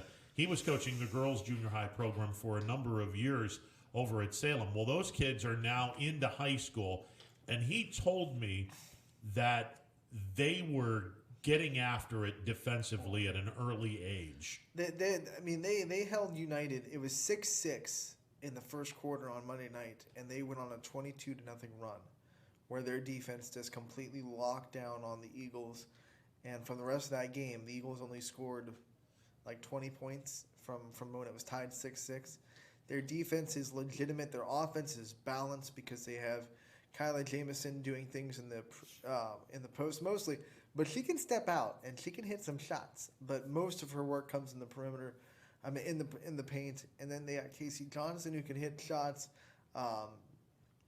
Rom can hit shots. They have a lot of versatile players on that team. Very balanced offense, and that's going to be one of the keys tonight against Poland. Is can Salem's offense be more balanced than Poland's? I think if they can do that, if they can have multiple people scoring, then they'll have a really good chance to go and upset Poland on their floor. And it's an under-the-radar team that we really don't hear much from because, unfortunately, that conference doesn't get... Now it's going to get some publicity because that conference has a big boy in West Branch that just gets all the publicity because of what they're able to do in the state semifinals and everything like that. I think Salem's going to have a say in that this year, especially because they feel like they underachieved last year. I mean, they really do. And now they have a new coach, and they look to be rolling on all cylinders. And that was a conference through the years up until recently that, Salem and West Branch are in that conference. Okay, well, I mean, they're not playing anybody around here unless it's a non-conference game. Okay, they're an afterthought. Well, now that YSN is very much involved in that conference, and we love Canton South and Carrollton and Minerva, and as well as Salem and West Branch and Alliance. Hey, that's a damn good conference. It is. In a lot of ways. Boys basketball is really, Salem's going to travel to Alliance this week. That's going to be a tough game to open up the season. Salem boys, that is. And then when you look at the girls, Marlington is really a good, strong team as well. I knew I forgot a team. Marlington. And the West Branch, they have a tough game this week. They're welcoming in Doylestown Chippewa, who is a very good Division III team. So that'll be a fun game on the network later this week when West Branch hosts Doylestown Chippewa. Doylestown Chippewa is a regional stable in Division III. Yes, they've been there a lot, and they are a successful program. They run a lot of really kind of different kind of presses that might throw you off a little bit because you're not used to seeing them run it in exactly that kind of way. They like to really force you into unearned mistakes. And that's going to be one of the challenges West Branch will have to face later this week. West Branch played a game against the Academy of Urban Scholars. It's a school in Youngstown. They're just starting out, and I'm obviously we don't know too much about this school, unfortunately. West Branch was able to knock them off 58 to 17. The Warriors are now 2-0 on the campaign. This is, in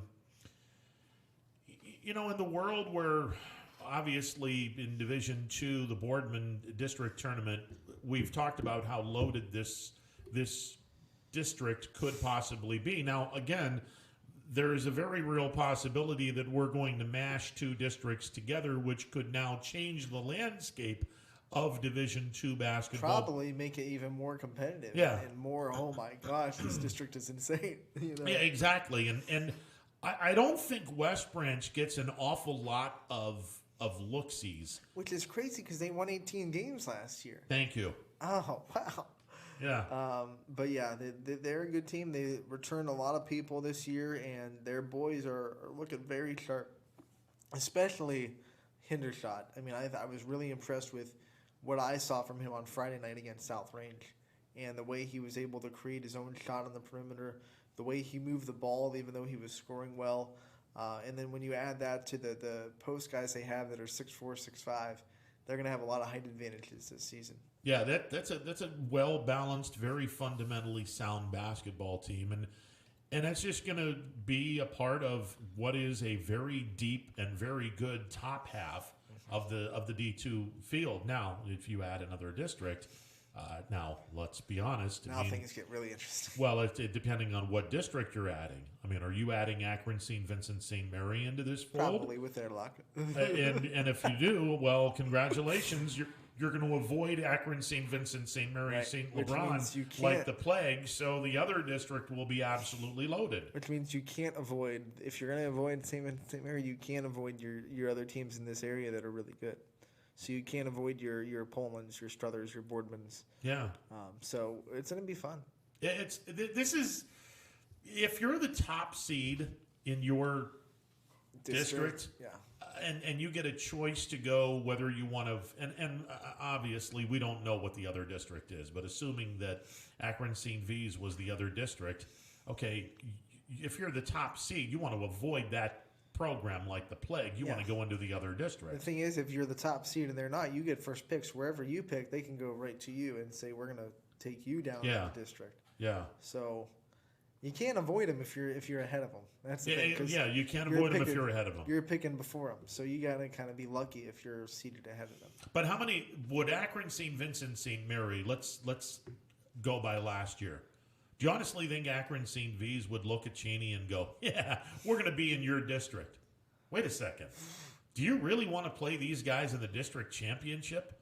I mean, that's the only thing. I mean, you play them in the district championship, then your road to the state gets a lot easier because you already took down one of the big teams that you might play. You can look at it that way. So I mean, I've always been the thing. If you're going to play a tough team, I'd rather play them earlier in the tournament, as early as possible, because then they're not getting as many tournament reps under their belt, and they might not look as sharp.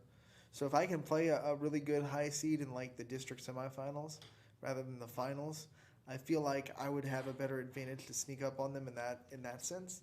I don't know if you kind of agree with that, but I've always been in the mindset that if you're gonna have to play a really good team in the tournament eventually, the earlier you play them in that tournament, the better.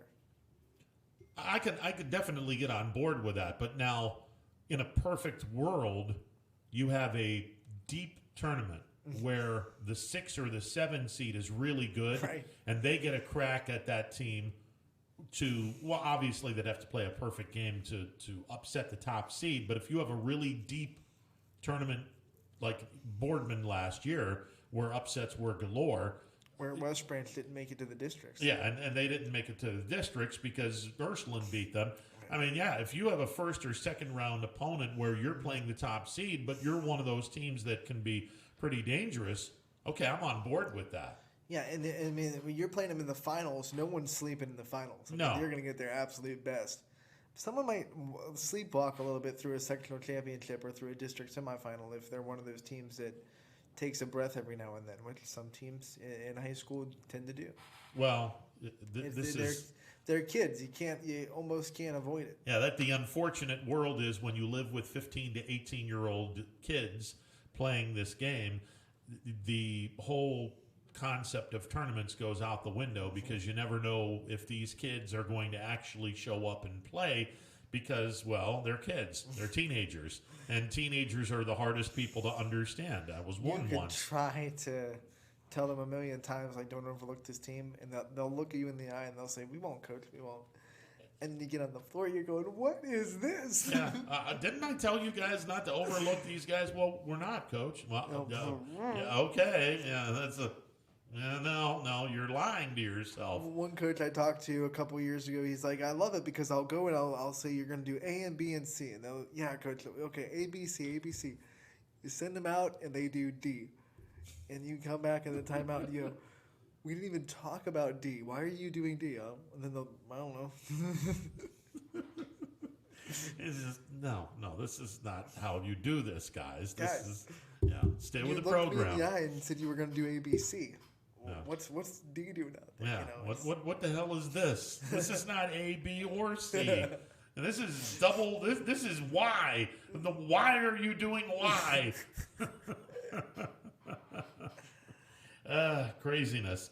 Hey, one thing that we didn't really get into yesterday, and actually this was actually a couple of nights ago. I saw the remnants of a automobile accident in which Indians relief pitcher Cam Hill was in this automobile accident. And he injured his right wrist, and that's all he injured.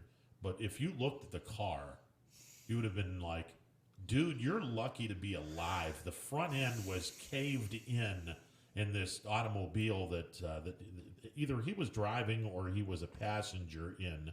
He's lucky he's alive.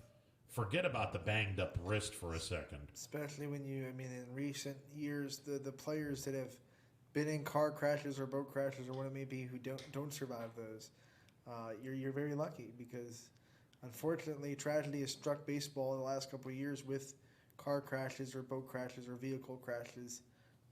Plane crashes. Plane crashes too. Yeah. It's rough.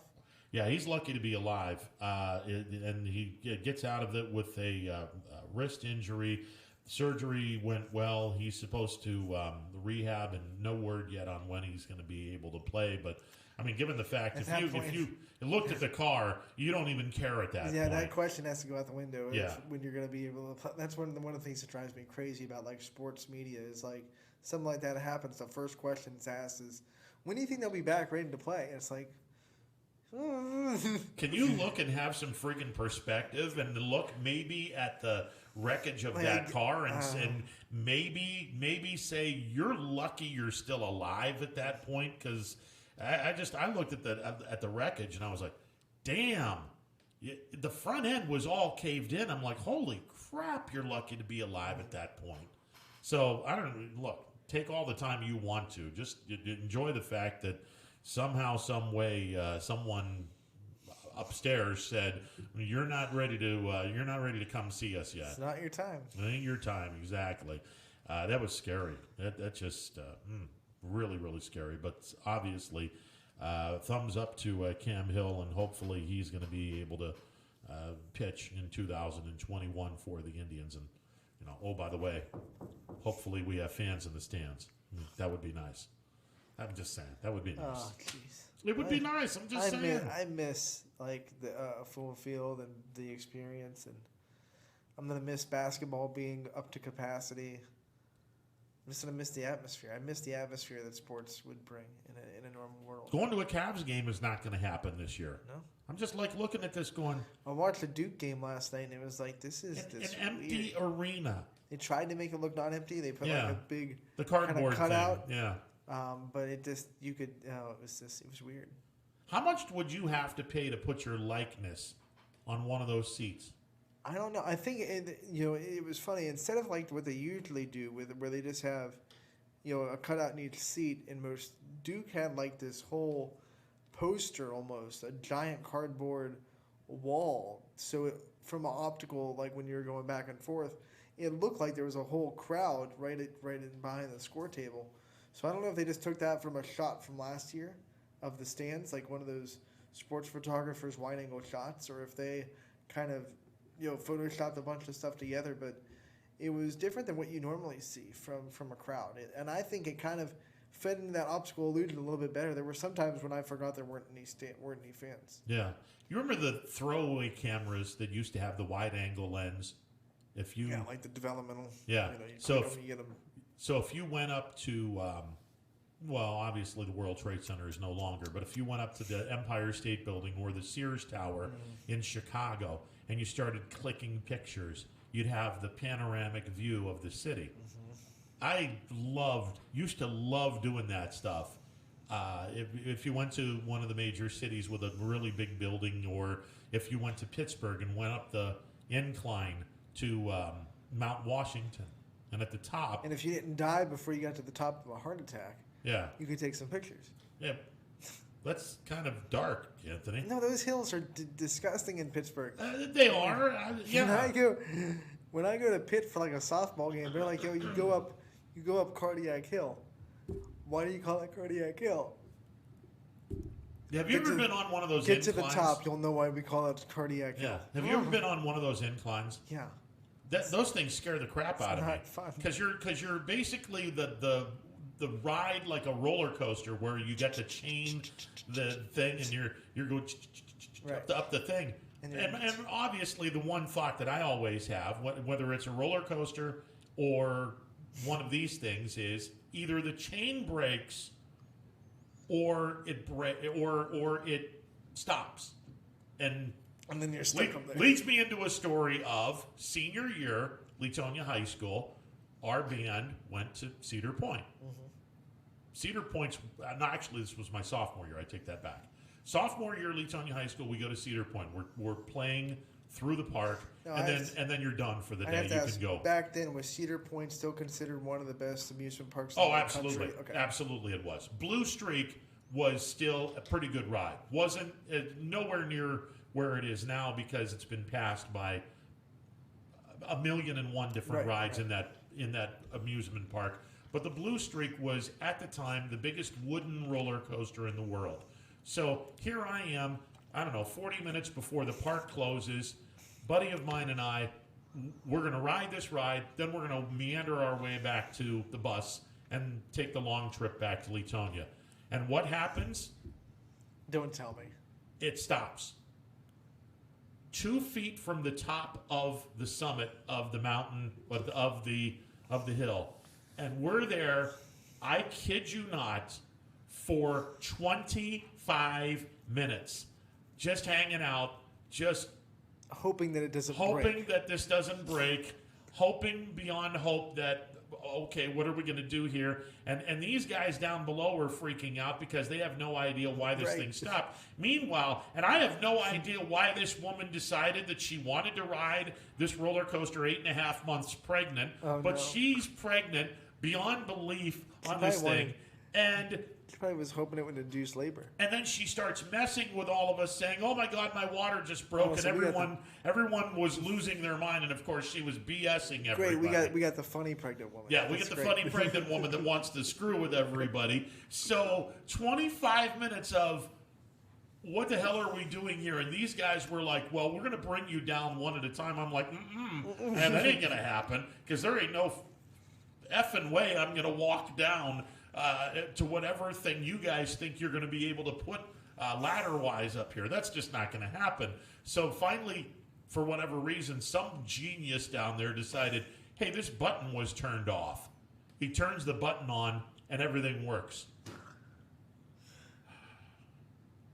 That was scary. You still get a good ride out of it. Oh, it was a great ride. Don't get me wrong. It was a great ride. It was just, unfortunately, the first hill, which would normally be unbelievable. Well, that just went out the window because you would spend 25 minutes on top of this hill, this really big hill, and you're like, okay, this is an afterthought now. Just run the ride and it's Someone's over and done like, with. Man, they really drive up the anticipation on this ride, don't they? Yeah, and I'm just like, we need to get back on the bus now and tell everyone we damn near died. And now they have the Millennium Force, which takes you about 25 minutes just to get to the top. Yeah. No, the Gemini was my ride back when the Gemini was still really, really good. Those wooden coasters will give you spine problems because of how jarring they are, though. Yeah. Because it's like... Well, the most jarring ride, wooden roller coaster, believe it or not, was the Wildcat at Idora. I think the Jackrabbit at Kennywood. Yeah. That was really... They call it Jackrabbit for a reason. Yeah. Wildcat was the worst ride for those that had back problems. Because that thing would just jerk you, left, right. And all kinds of different stuff. stuff. And the wooden coasters are already, jarring as it is. And if they're 100+ years old, you're taking your life in your own hands by going on this thing. But that's half the coolness about it. So no, but the Gemini for me was my favorite wooden coaster, and it still is. That first hill, you're like, you could see Lake Erie from the top of the hill, and I'm like, okay, I'm about to die here as this goes down 200+ feet. I'm like, all right. That was cool. Sitting in the front seat is really good because then you get to see the incline. Oh. Yeah, I'm a backseat guy when it comes to coasters. I don't even want to see that because I would have been like, no, we're not doing this ever again. All right, John Vargo coming up next. Stick around, more to come. Hi, this is Tommy Clem, owner of WRS Insurance Solutions, reminding you that it is open enrollment for Medicare. Now through December 7th, those who qualify can visit our local independent agency by calling us at 330-953-3722 or visiting us at wrsinsurancesolutions.com to learn more. Good luck to all the student athletes in the Valley. Attention all football fans. If you can't see your team play, come and dine with us and watch it live at Boardman, Canfield, or Cortland. Or staying at home, we'll deliver right to your door. That's Coca's Pizza. We serve it hot. 2020 will be a season like we've never seen before. But 21 Sports and YSN will be there for every key moment. The plays, the players, and the stories that will headline this season. Delivered by 21 Sports and YSN. Planning a project around your home or rental property? Trust the electrical service to the local experts with 62 years of serving the Mahoning Valley. Joe Dickey Electric is your local go-to source for responsive, reliable residential electrical work. From everyday maintenance and repairs to new installations, electrical upgrades, and safety inspections, no job is too big or too small. Call Joe Dickey Electric today, 800-549-3976, or visit DickeyElectric.com. That's DickeyElectric.com. Myers Family Insurance knows the importance of a great team. Our team continues to grow to help you with your Medicare and retirement needs. The annual election period is here, so it's all hands on deck to make sure your plans still meet your needs for 2020. Call us today. You may find yourself in some difficulty this winter. Don't get whacked by high heating bills. Call Michael at MP Vivo Heating and Air Conditioning. Michael is a trusted friend who will be able to help you with many things, like getting a 95% high-efficiency furnace this winter from Rude. Michael relies on Rude, so should you. Call MP Vivo Heating and Air Conditioning for a free estimate, 330-259-0486, and take care of your heating and air situation.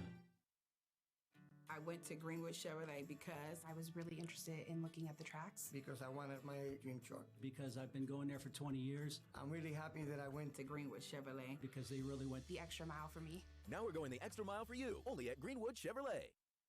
Welcome back to a Wednesday edition of Running Point, final hour of the Running Point on ysnlive.com, presented by Greenwood Chevrolet on Mahoning Avenue in Austintown, and I want to thank the good folks at Greenwood Chevrolet.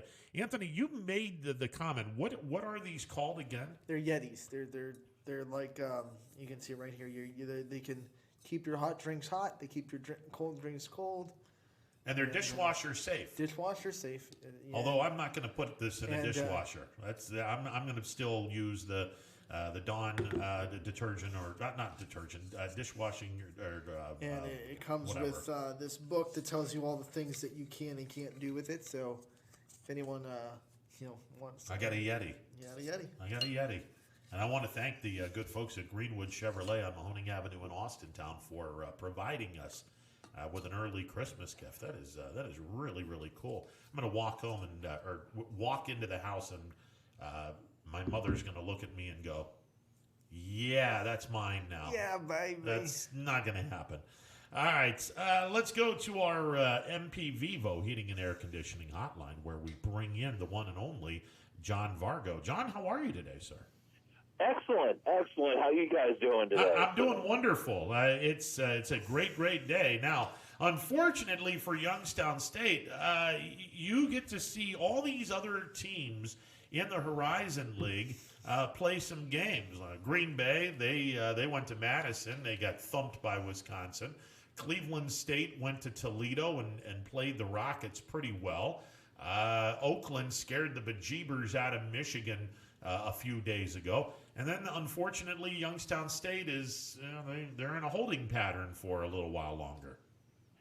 Yes, and Ron, I think I talked to somebody the other day, and I said, it's just weird watching these games on, ESPN, FS1, whatever, it's like, and you see, everybody spread out, and it's almost like, like I had my column, it's like you had, it looks like a wide-angle lens picture, you have everybody trying to get, symmetrically, placed so you can see everybody at once, but and there's nobody there. It's like watching a glorified practice, to be honest with you. Yeah.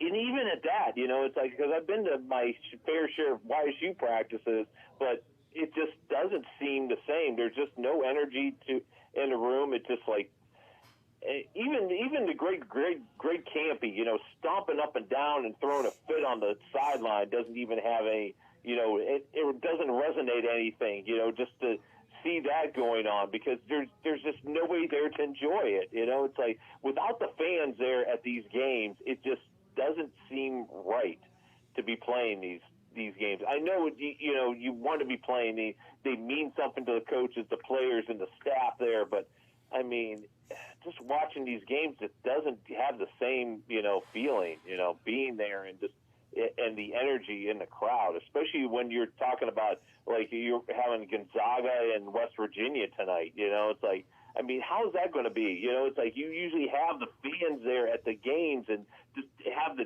cheering and everything going on, and at a high major game, and now you have nothing. And it just, I mean, it's great basketball, but at the same time, it's just not college basketball. Anthony and I had this discussion a couple of weeks ago when Rob Schmidt, and he comes on every week on Thursdays, and we were talking about the mental aspect of going through a basketball season with potentially no fans. I mean, look, it's one thing to play the game that you love, but if you don't have anybody cheering you, if you don't have anybody making any kind of noise, giving your home field advantage, home court advantage, it's tough.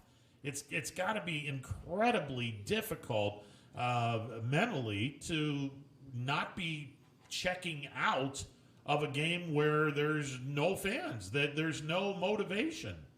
Although I've been to, I can remember going to IUPUI and UIC last year, and both venues, I swear, probably if they had over 1,000 fans, they had to have been lying. It's like, and even that, I'd say probably closer to 500.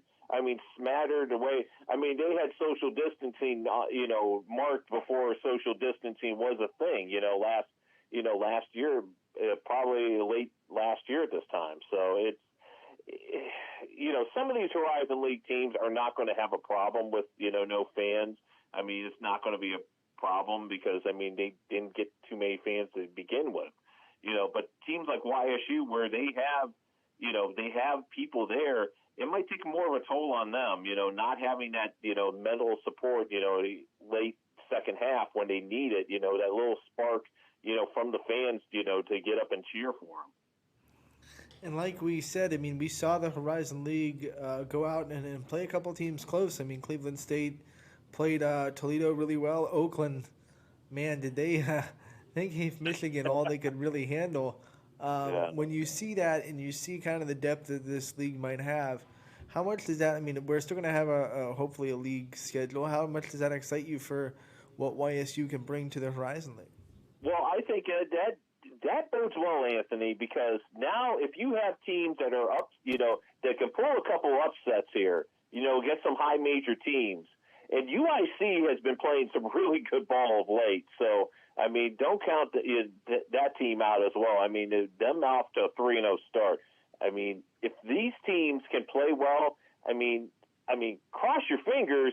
Maybe, if you have a couple 25-win teams, maybe you can have a two-bid league like you used to have with Butler and Milwaukee back in the mid-2000s, out of this league. But, I mean, that's going to take a whole heck of a lot of effort, and a couple, massive upsets by some of these teams that are going to win maybe 25 to 27 games. But then again, I mean, we've seen an Akron team in years past with, where they've had, 27 wins but didn't win the MAC title, the MAC championship title, and it had to settle for the NIT bid. So, I mean, it's a fickle thing getting in the NCAA tournament. So, and I just hope, it would bring a lot of credence, if we can have a two-bid league, here in the Horizon League. John, you brought up UIC. They knocked off Valpo last night, a former team in the Horizon League. They beat them convincingly, 66-50.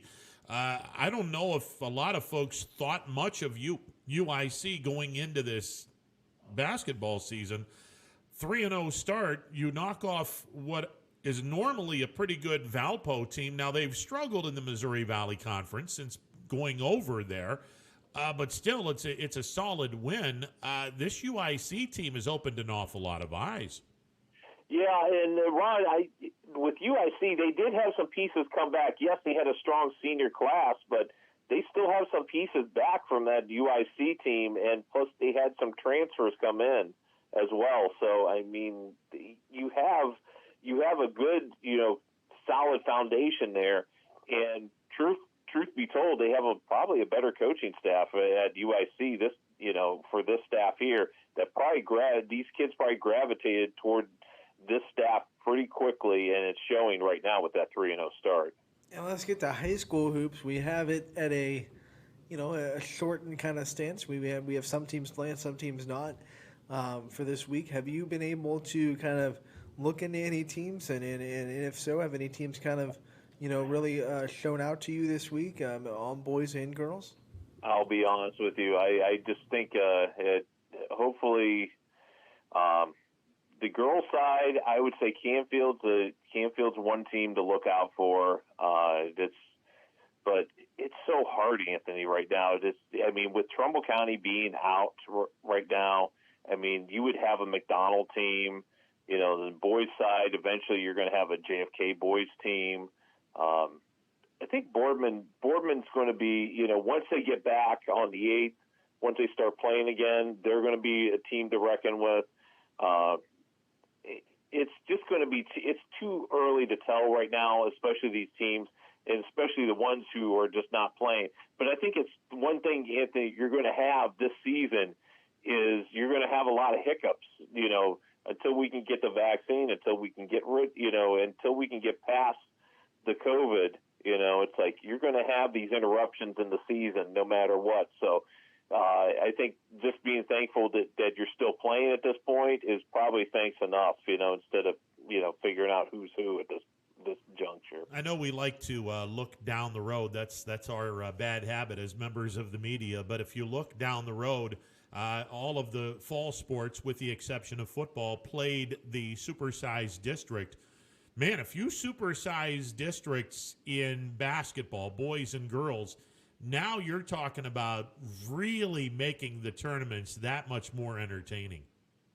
Yeah, and that is something. Wow, I think you have to have an adult beverage or two to let that settle in, to figure out, who's who and what's what there. But I mean, it's going to be a little bit of interesting season as far as who is getting out. Maybe it's going to play into favor, of some teams like a JFK, who are going to be able to, get through a little bit, have a little bit easier time than they would in years past. So it's like then McDonald's team is, and I'm interested to see them hit the court. I think a lot of people maybe have written off McDonald boys just because Zach Brazil is no longer there. I think with, Coach Franchicelli, and his staff there, I think this team maybe opened some eyes there. It's like maybe, I can't even say, hey, this is going to be a 15-win team. I think if teams are able to get 15 games at this point, they're going to consider themselves lucky, with everything going on. So, but that's one of the sleeper teams is McDonald boys. I think if you can look at them, I think if they can pull off, between, if they can get to that 15-win plateau, I think that's a pretty good season for them. And tonight we have Salem versus Poland on the girls' side. I mean, that's going to be a heck of a matchup. What kind of things can you say about both those teams and what fans could expect from tonight? Well, I mean, Salem's a traditionally outstanding team. It's like, and what they do with their girls program night in, night out is just, you can never overlook what Salem does. On the other hand, Poland has been an outstanding team. Jackie Grisdale, arguably probably, if not the best, one of the best girls players in this area. I mean, it's like what she does. I mean, the multi-sport athlete. I mean, it's like I wouldn't be surprised if she could suit up for football. It's like, I mean, what sport can't she do? I think that's probably the one thing you have to wonder. But I mean, she is such a force on the court. And what Nick Blanche has done with that team in the past couple of years is just great to see from a Poland team. And I think that matchup tonight should be outstanding one to see. John, I want to go back to the two districts mashing together, because in Division 3 and Division 4, the two districts are going to be pretty easy for both the boys and the girls. I mean, the Trumbull County teams that play in a separate district from the Mahoning and Columbiana County teams, those two districts will mash together, both in Division 4 and Division 3, and that'll be kind of fun to see. I'm looking at Division 2 where the Boardman district has every Division 2 team from Trumbull, Mahoning, and Columbiana County. Which district would mash up with this one? Because my fear is, and Anthony and I spoke about this, Akron, St. Vincent, St. Mary, and that district could be the district that mashes up with the Boardman district, which, okay, it would make for some unbelievable basketball, but who in their right mind is going to want to be in the Akron, St. Vincent, St. Mary district when they can go to the other district and somewhat have a shot at going to regionals? Yeah, and I'm just going to speak from my experience, for my son's team at Mooney, is because I saw, like, most of those teams ended up going to the Crestview district. It's like when they had boys soccer. So I understand, you don't want to play St. V, but I mean, if I'm, it's like, and I'm just going to say, I'm just going to throw Boardman out. I know there's different divisions and things like that, but I'm just going to say, if I'm a Canfield, if I'm a Boardman, if I'm a Poland, I'm probably say, okay, yeah, you're St. V there, but you know what? Maybe our team needs to prove something too. So we're going to take you up on that challenge. We're going to be in that district with you. So, but I mean, there's a lot of teams that are, as you say, Ron, are going to shy away from them just because they're St. V. And like when I'm looking at supersized districts, I'm looking at girls Division 1 and thinking, man, if Warren Harding and Canfield didn't have enough stuff to worry about already, and then you bring in more Division 1 teams to put in that district, man, that's going to be a lot to ask of these teams. I mean, if you put in a Massillon, I mean, I'm just throwing in names here right now. It's like you put in, Massillon Jackson, which has just been an outstanding team. Camp McKinley, it's like, I mean, there's some things, it's like, winning a district title this year in some of these districts is going to be, comparable to some teams winning a regional title. It's like, because it's just the meat grinder to get through some of these teams. It's just going to be unbelievable. Because if you can pull the upset and you can pull that, I mean, you have an upper hand heading into your regional. All right, I moved back into the area late 2011, so it would have been the 2011-2012 school year basketball season.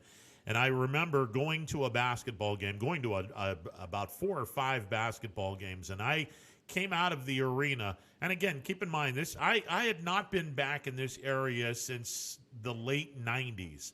So I come out of the arena shaking my head, going, "What the hell did I just pay X amount of dollars to see? This is not basketball." The basketball when I came back into the area 8 years ago, was just utter disaster, both boys and girls.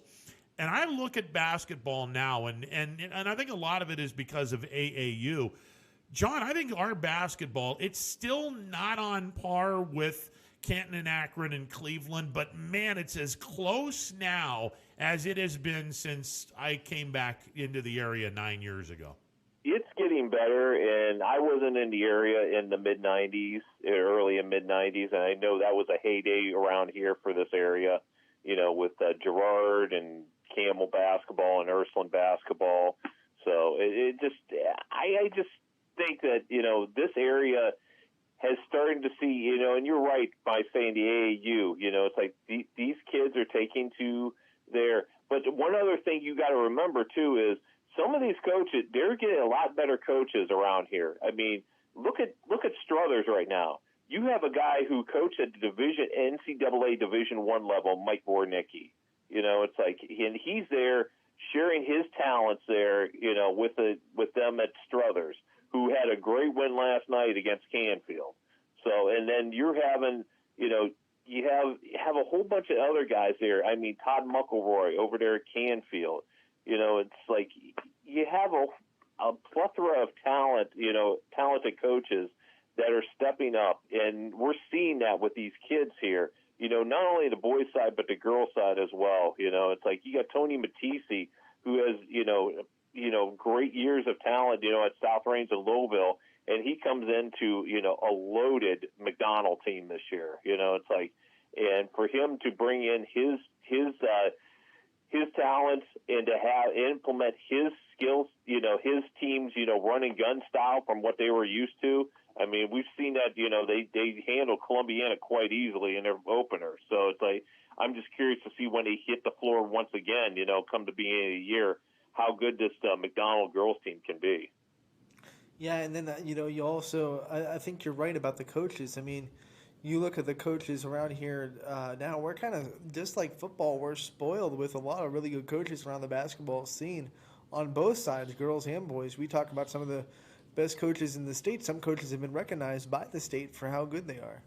Right, and one guy I forgot to mention, Pat Birch. I mean, the rebirth of, the rise of Boardman basketball is it's just not just the varsity level. It goes down all the way to the 4th, 5th grade. Because I remember when my son played for St. Christine's, it's like they brought a 4th grade team in there, and they were just unbelievably talented. I mean, even at that level, what they do, even from there, builds up their program, and that's how you build successful varsity program. You start them at that level, the 4th, 5th, 6th grade level, and you're able to implement your skill sets into them. And by the time they get to the varsity level, they know what the heck they're doing. So Pat has just done an outstanding job at Boardman. So, and same with Ken Grisdale. I mean, those kids at Poland, and Canfield, and you're starting to see that, with Harding now. Keelan Franklin was one of the freshman coaches, so he knows how important, getting those younger levels is to get them acclimated by the time they get to the varsity level. It's like those coaches know that, your youth programs are where it starts, and how to build success starts there. One of the things that you just brought up that is pretty much absent from most of the schools is the freshman program. And I remember small school like Leetonia, we had an unbelievable freshman basketball program for the longest time. Now, obviously, it's to the point where freshmen are now playing JV, and if you're good enough, you're playing varsity ball. Back in the day, you didn't play freshmen didn't play varsity basketball, and from that perspective, stuff has grown. Yeah, well, back in the late '80s when I went to school, we had this guy Mike Singleton. He he was probably recognized by USA Today going into his senior year. I mean, that kid was just, unbelievably talented player. But I mean, there's a little Prop 48 problem that went on with that too. So, but he was one of the most talented players I've ever seen play basketball. I mean, hands down. I mean, started freshman year, great player. I mean, unbelievably talented player. So, but they have a lot, And I know back in the 80s and 70s, freshmen were taboo for varsity teams, but now it's by necessity, Ron. It's like you just don't either have a freshman team or you need that talent up there, right away at the varsity level. And we've been talking about Springfield basketball today because they won yesterday over Salem. And I'm just wondering your thoughts from your perspective. How much do you think the success the football team has carries over into the success of the basketball team when you have players like Bo Brungard, like Clayton Medvac, who maybe aren't the most stat-worthy players on the team, but their leadership really shines through on the basketball court where they can kind of teach these kids how the winning mentality and what the winning kind of standard is. How much do you think that kind of carries over? Oh, absolutely, Anthony, because Steve French knows, it's like, because he came from Jefferson, he had players come over there from the football team, but not not to the talent level what he has there at Springfield now. So, I mean, what he has there, with the Bo Brungard, Clayton Medvac, it's like Clayton Desvith, it's like, and a whole bunch of other players there from football team coming over for basketball, and the current basketball, players they're meshing with them. I mean, it's no different than what JFK has. I mean, you have Cam Hollabaugh, who's probably one of the better basketball players in the area, who's a talented football player as well. So it's like, I mean, winning is winning, and what they have at Springfield is a winning combination for success. Not only for football, but for the basketball arena as well. Hey, John, always a pleasure. We'll catch up next week, brother.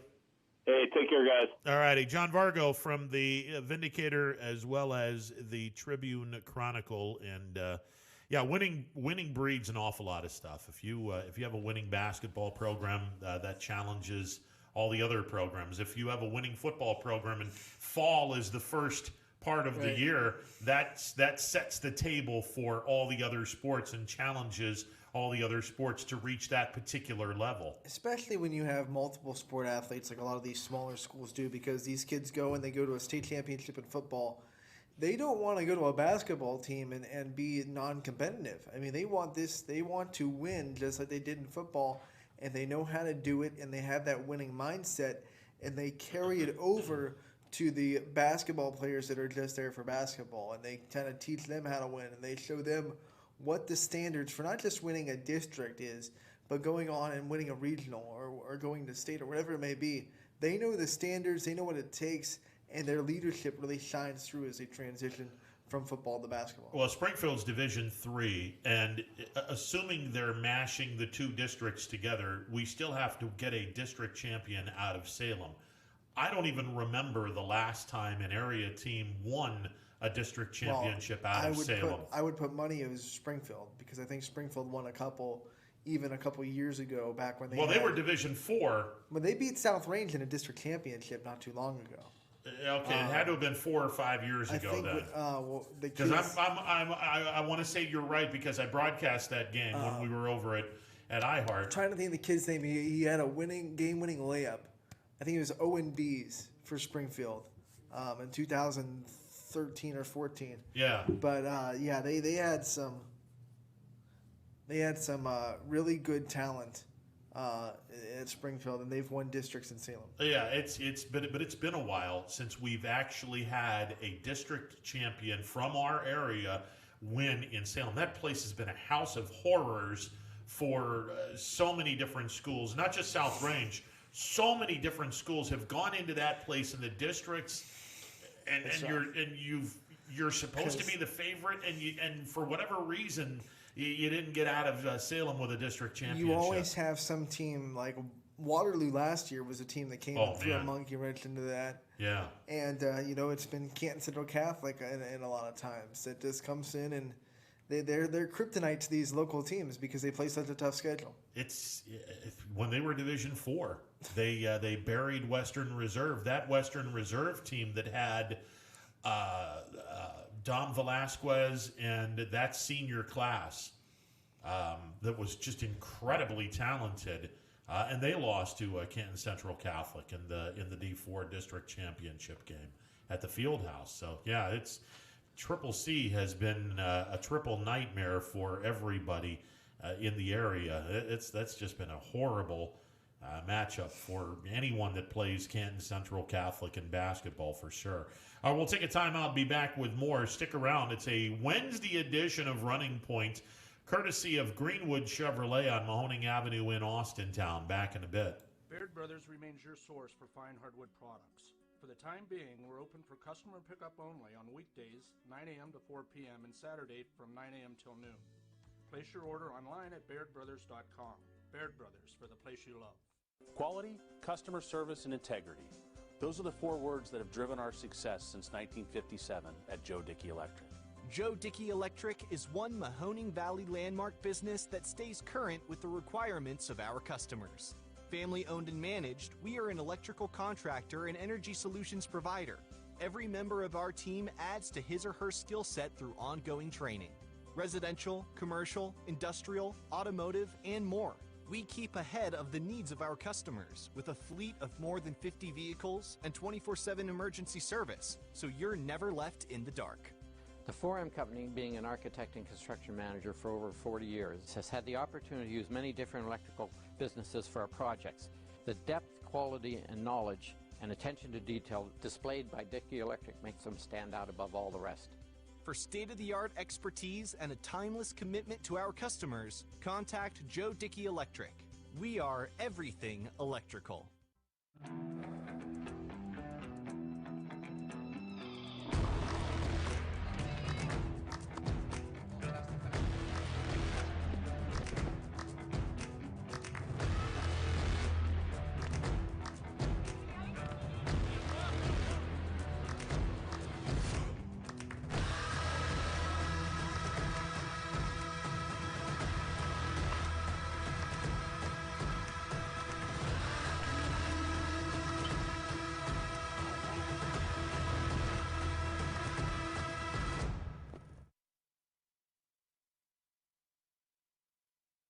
Armstrong Local Programming has always delivered an exclusive and unique perspective on the very best events your region offers.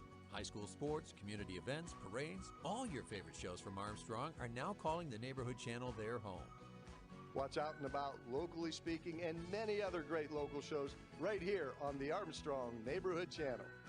Find out everything that the Neighborhood Channel has to offer at ArmstrongNeighborhood.com. Spirit, town pride, local communities. Welcome to the neighborhood.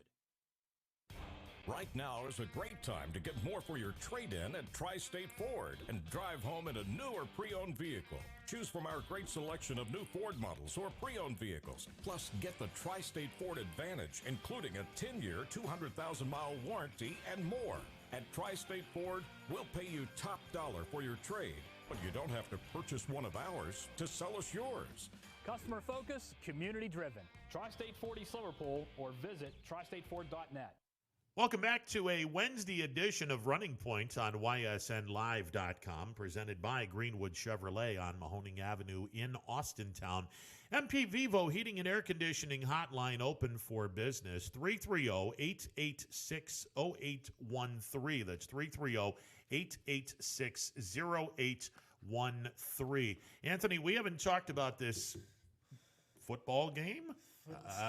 Starting in about an hour? Yeah, it's going to be starting in about an hour. Marquise Pouncey is the latest player that isn't going to be playing. The All-Pro Steelers center is now in COVID reserve list, according to a friend of a show. Edidi Kenkabwala is the first on the scene with that one. Of course, she's the AFC North reporter for the NFL Network. That's a lot less players missing than the Ravens. Well, yeah. The Ravens are down to their fourth-string running back. They're down to their second-string quarterback. Which is RG3, which might as well be a fourth-string quarterback because he's garbage. Your offensive line is depleted. Baltimore's going to get destroyed in this game. Their defensive line is depleted. Yeah. I think they're missing a couple of secondary players. I mean, it's just, you hate to say they're going to get destroyed because you know they're still professional athletes, and I mean, it's not to the extent of the Broncos where they had to bring a practice squad wide receiver to play quarterback. I mean, that was just hard to watch. So I don't think it'll be to that extent of football. But yeah, the Steelers are at a huge advantage, and I wouldn't be surprised if they just kind of truck through this. And it's sad because it's such a big game for both teams. I mean, it's pretty much the winner of the AFC North is the winner of this game, or at least has a big, strong foothold on it. Well, and here's the other thing: if you're a Browns fan, not really, because the Ravens have kind of fallen off, and the Steelers are 10-0. But Yeah. you know what I mean? Like everyone, even now, even though the Ravens are in third, everyone kind of sees these two teams as 1 and 2 in the conference. I think for the longest time they have been. Right. And if you're a Browns fan, okay, you don't like rooting for either team, but I'm going to tell you, and I've said this all week, if you're a Browns fan, you need to root for the Steelers because you're not winning this division. But if you can get another game separating your team from the Ravens, and you have a game with the Ravens coming up the following Monday night in Cleveland after the game against the Tennessee Titans in Nashville, you could very well put more distance between you and the Ravens. Now, the Steelers still have to play the Colts, right? Yes. That's the only team out of the AFC South that they still have to play. They only have to play the Colts, and that's it. And then the rest of their schedule is pretty much Browns, Bengals. They play Buffalo. So, if you're the Browns, now that you've won, you're 8-3. If you beat the Steelers again in the last week of the season, and they lose one more game, I mean, what's the tiebreaker go down to if you both have won? Okay, but the Steelers are undefeated right now. Right. So, I mean, you could tie them if they just lose to lose to Buffalo and you guys You're and expecting Baltimore. you're assuming Cleveland's winning out. They're not even going to win Sunday. They're getting beat by Tennessee on Sunday. Okay. I don't think they're going to beat the Titans on Sunday. I might be wrong. And if the Browns beat the Titans on Sunday, they're in the playoffs. As a fan of a team, I'm not a Browns fan, but I would rather have confidence in my team than have to root for my rival to win just because I know that I don't have confidence in my team. Here's Pittsburgh's remaining schedule. They have the Ravens. We've argued about this. I just can't root for rivals. No, I get that. They have the Ravens. All right, let's assume for a second that Baltimore, out of some craziness, beats Pittsburgh today, which it would be a hand of God. The Washington football team on Monday night. There's no way the Steelers lose to Washington. I just don't see that happening. Third game in 12 days, they're playing the Bills. I think Buffalo's going to wreck Pittsburgh on the 13th of December. Not because Buffalo's better than Pittsburgh, but because the Steelers will have played a third game in 12 days. I think Buffalo's going to destroy this team and win by double digits.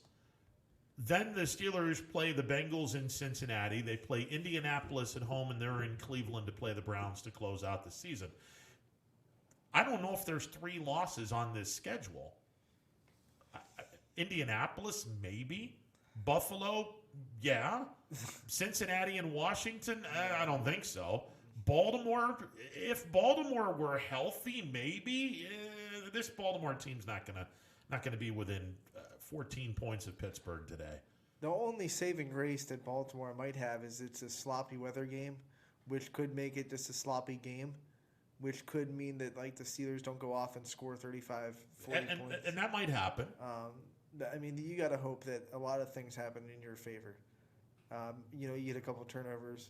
Maybe Big Ben makes a mistake. I'm just speaking from the Ravens' perspective. I don't think it'll happen because Big Ben's been really taking care of the ball for the most part this year. Yeah. Which is weird to say about Big Ben because usually that's one knock against him is he makes some throws that you go, well, maybe you shouldn't have made that throw. But he hasn't done that too much this year. A couple of times, but really not too much. In that Tennessee game, he did a couple of times. But okay, now I'm looking at the Browns schedule. You got Tennessee in Nashville. All right, that's a huge game. I mean, if the Browns win that game, they're not only in the playoffs, they're probably the 5 seed. Then you've got the Ravens next Monday night in Cleveland. You assume that everyone's going to be healthy and COVID-free, and that'll be a different Ravens team than the team that's playing today against the Steelers. You hope not, because you boy, hope they not. just Obviously, steamrolled. you obviously hope that you get the Ravens team of today next Monday night or the 14th, whatever date.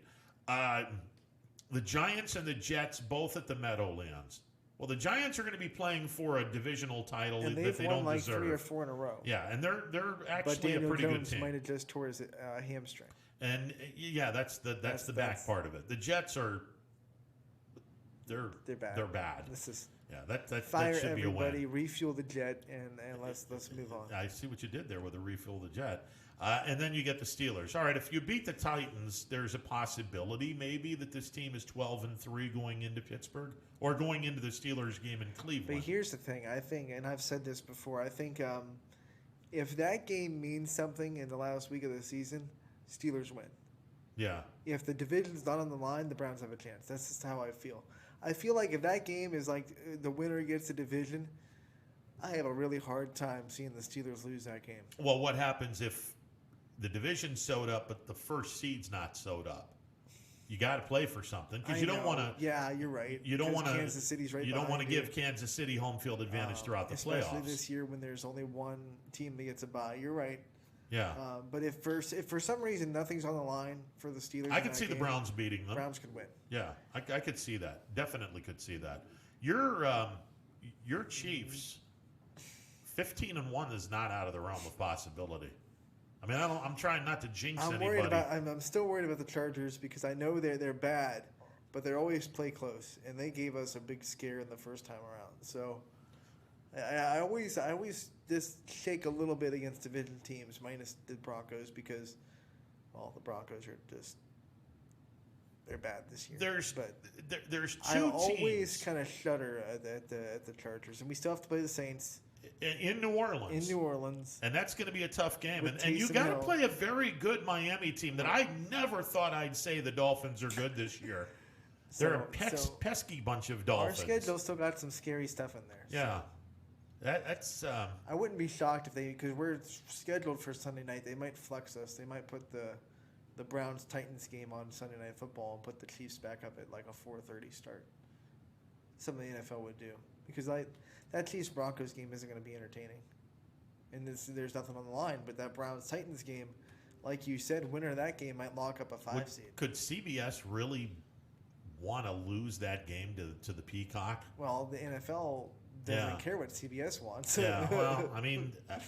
They've done it now. They're past. I think it's week 7 where they're allowed to flex games, but they have to do it by Wednesday. I think it wouldn't be out of the realm of possibility for that game in Nashville to be a Sunday night game, because really, that's a pretty solid game. Because a couple of teams that are 9-3, and then that's a pretty solid game. By the way, Tennessee right now is a 5.5-point favorite in the game. I think the Tennessee wins, but I preface this by saying if Cleveland can have Chubb and Hunt doing their thing and Baker doesn't turn the ball over, that's a dangerous football team. That's a really dangerous football team. And I'm also just hoping against hope that the Patriots don't find a way to sneak into the playoffs. You and me both. I don't want to see Bill Belichick in the playoffs. Yeah. Because it's different. I know they lost last week, but and he's one of the guys. They won last week. They got that field goal in the last seconds. Last year in the playoffs as well. Yeah. Last year in the playoffs. But Bill Belichick is one of those guys that seems to know how to slow down Patrick Mahomes no matter when they play him. Because you look at the games that the Patriots have played against him. Okay, the first game of the regular season back in Mahomes' first career season, he scored a lot of points, but they shut him down quite a bit. They threw an interception. The AFC Championship game, they shut him down for the whole first half. And then last year, they held him 23 points. So Bill just knows how to shut people down. He knows how to find, and he just doubles Tyreek Hill and Travis Kelce and says, that maybe Sammy Watkins can beat me, but those guys will beat me. So, I mean, it's what the Buccaneers did in the second half. They just doubled them. I don't know why that wasn't the game plan in the first half. That's what you should do. If I'm a Buccaneers fan, I'm sitting there going, why wasn't this second half defense the initial game plan? Because they put Tyreek Hill in single coverage, and he got burned so bad. Yeah, you don't put Tyreek Hill on single coverage at all. No, it's like they walked into that. Bucks walked into that game with like an ego that said we're different. We can beat the Chiefs our way. No, you can't. Yeah, Buffalo did the same thing. Right, it's They're just no. Tre'Davious White, I love him, but he's not a good cover guy for Tyreek Hill. No, stop this right now. You put two guys on him, put two guys on Kelsey, and let the Sammy Watkins and the role players try to beat you. And they can. Oh, and they will. But Tyreek and Travis Kelsey will. So that's the difference. Like other players can. They will. Yeah. I'm looking at the Bills' schedule, and the next 4 weeks, starting Monday night, they have the Monday Night Football in, as it turns out, Arizona, not Santa Clara, thanks to COVID. So hopefully another Hail Mary does not happen, or Hail Murray. I don't think they have a Murray, so let's just hope that they don't have another stupid ending like they did against the Cardinals. And then you got a Sunday night game against the Steelers, a Saturday afternoon nationally televised game against the Broncos, and another Monday night game against the Patriots. And I look at the Browns' schedule, and again, this game might very well be flexed. There's a very real possibility that the Browns game with the Tennessee Titans gets flexed. Well, if it does, Monday Night Football on the 14th in Cleveland against the Ravens. Now, I don't think that Cleveland will have a primetime game against the Giants, although if the Giants are playing for a NFC East title, maybe it gets moved to a 4 o'clock game. The Jets, probably not. That Steelers game. By the way, CBS right now, it's a 1 o'clock game for Browns and Titans. So it's not even like they're nationally televised 4:30 game. Yeah, exactly. I can see this game moving, and they'd have to do it by the end of the day today, but I could see this game moving either Sunday night, or we're going to move this to a nationwide Jim Nantz, Tony Romo production where the game starts at 4:25 instead of 1 o'clock.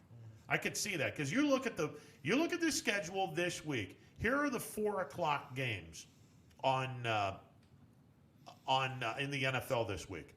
You have the Rams against Arizona, the New York Giants in Seattle, Philadelphia at Green Bay, New England taking on the Los Angeles Chargers in Los Angeles. Okay, clearly it's the Fox week to do their doubleheader broadcast, which leads me to believe 8:20 on Sunday night could be the home of the Browns Titans. That also leads me to believe that probably Jim Nantz and Tony Romo will probably be at Browns Titans, even though they start at 1, because it's not CBS's. That's true. And the only other 1 o'clock games from the AFC, Indianapolis and Houston, probably not. Cincinnati and Miami, definitely not.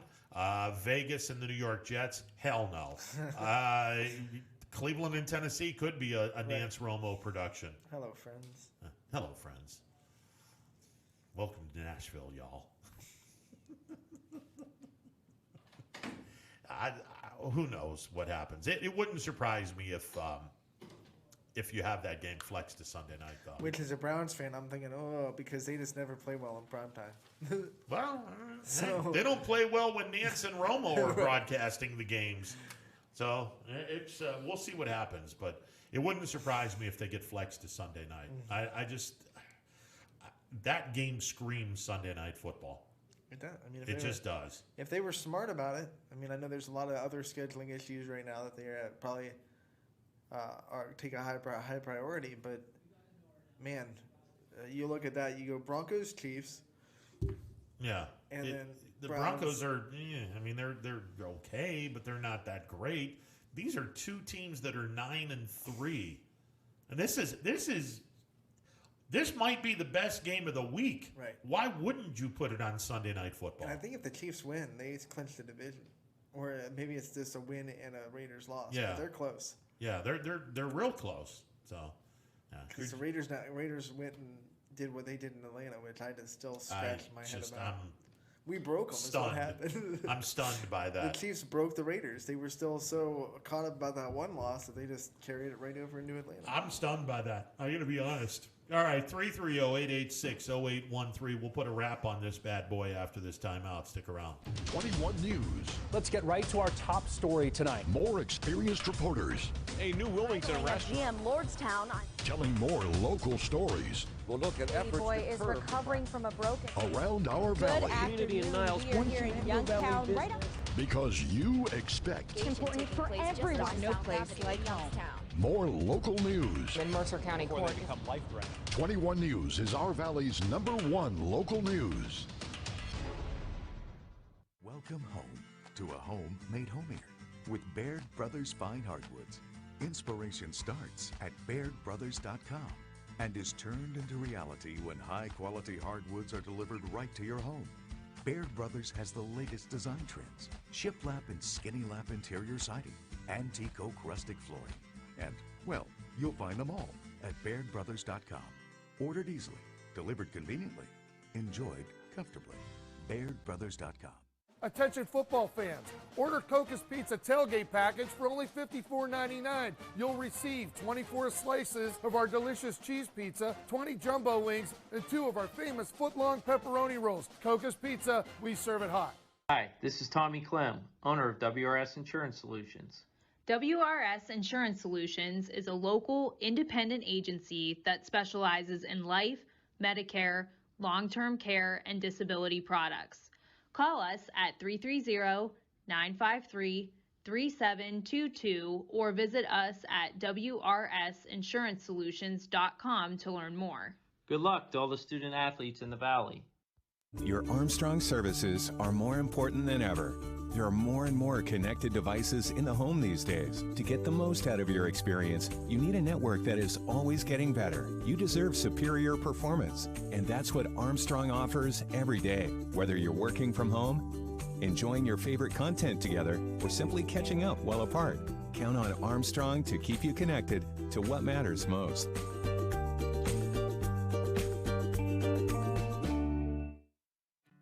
To Greenwood Chevrolet because I was really interested in looking at the tracks. Because I wanted my dream truck. Because I've been going there for 20 years. I think whenever we go there, whatever car we're looking for, they have tremendous inventory. If you're looking for people who care about you, Greenwood is the place to go. You know, it's like family there. The girls know me in service. It's Miss Kim in the Tahoe. I'm really happy that I went to Greenwood Chevrolet. Because they really went the extra mile for me. Now we're going the extra mile for you, only at Greenwood Chevrolet. For heating, cooling, and indoor air quality, the Mahoning Valley trusts MP Vivo Heating and Air Conditioning, offering worry-free repair, service, and installation. Call MP Vivo today for a free estimate. MP Vivo Heating and Air Conditioning. We're your energy-efficient experts. It's storm season. I think we're under the gun for some heavy storms over the next couple of hours. And Storm Tracker 21 is ready. This is probably the one we're keeping a closer eye on. On air. And locally, we're going to have a lot of eyes on our area. Online. All right, let's talk high-risk futurecast and the timing of this weather. On social media and on our app. Rain will come and go tomorrow. There'll be some dry intervals. Stay ready with Storm Tracker 21. The severe weather threat now through around sunset this evening. Hi, I'm Colin Chupa. And I'm Kelsey Clem from K-Squared Marketing. Our boutique marketing firm specializes in media planning and buying, public relations, event marketing strategies, and strategic sponsorships. We can integrate our services with your existing game plan, or we can be your entire marketing team. Your goals, our game plan. Let's win together. Call K-Squared Marketing at 330-623-2730 or visit ksquared.marketing to learn more. Hi everyone, this is DJ Yoakley with Your Sports Network. We appreciate your support of YSN and welcome you to the YSN family. Our broadcast streams are brought to you live at no cost to you by sponsors that are local to this community. Without the vision and generosity of our sponsors and partners, we would not be able to bring this game to you today. So please support the great businesses and leaders that are making this game possible. And if you're a business in need of great advertising and sponsorship opportunities, feel free to head over to our site for more information on the right fit for you. We are local, we are loyal, and we are live. We are YSN. Ah, the details. Baird Brothers Fine Hardwoods is one fine ride. Perfect cornering, superb handling, Sporty and stylish, power to spare, plus awesome mileage. Yeah, jaw-droppingly beautiful lines and well-appointed with luxurious trim. Put more oomph in your life and start beholding the molding. Find your home's fine hardwood at BairdBrothers.com. No matter what the weather, be prepared with a reliable, efficient Rude gas furnace or air conditioner from MP Vivo Heating and Air Conditioning. Call your energy-efficient expert, MP Vivo, today for a free estimate. Here at MP Vivo, we rely on Rude, and so should you.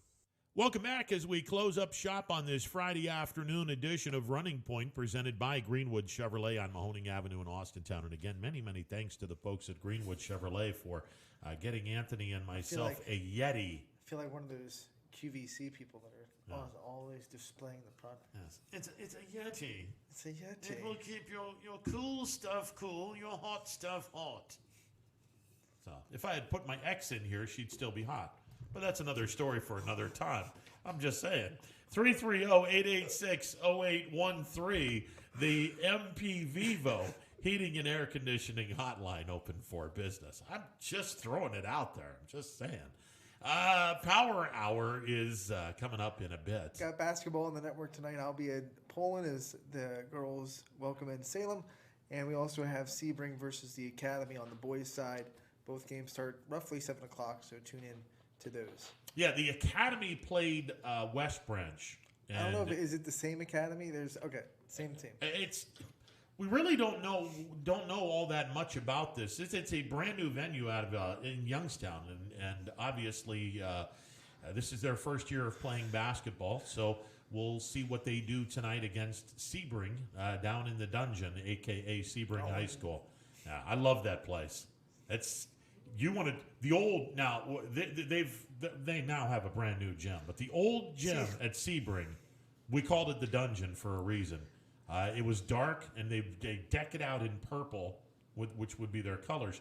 Oh my God, home court advantage was incredible in Sebring. Yeah, you're right, and it's one of those gyms that's like small and compact, so it always feels like the crowd's on you. Yeah.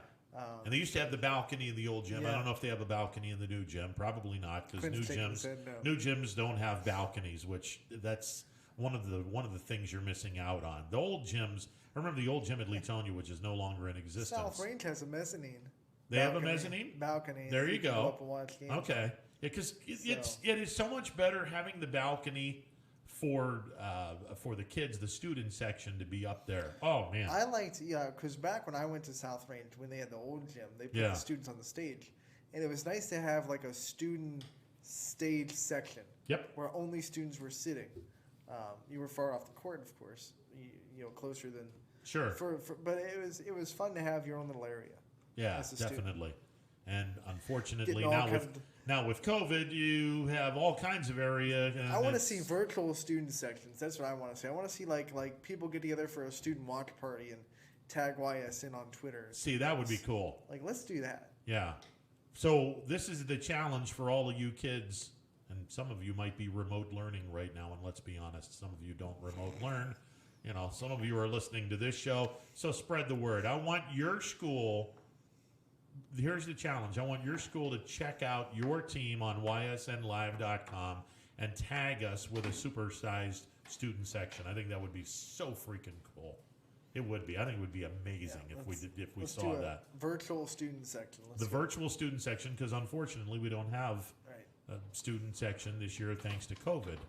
So if you have a virtual student section, awesome. Be phenomenal. All right, we'll take that'll be it for the show. Power Hour is coming up next. We'll have some fun with DJ and the boys, take you through the 3 o'clock hour. We'll be back tomorrow. Same bat time, same bat channel for a Thursday edition of Running Point. Have a great rest of the day, everyone.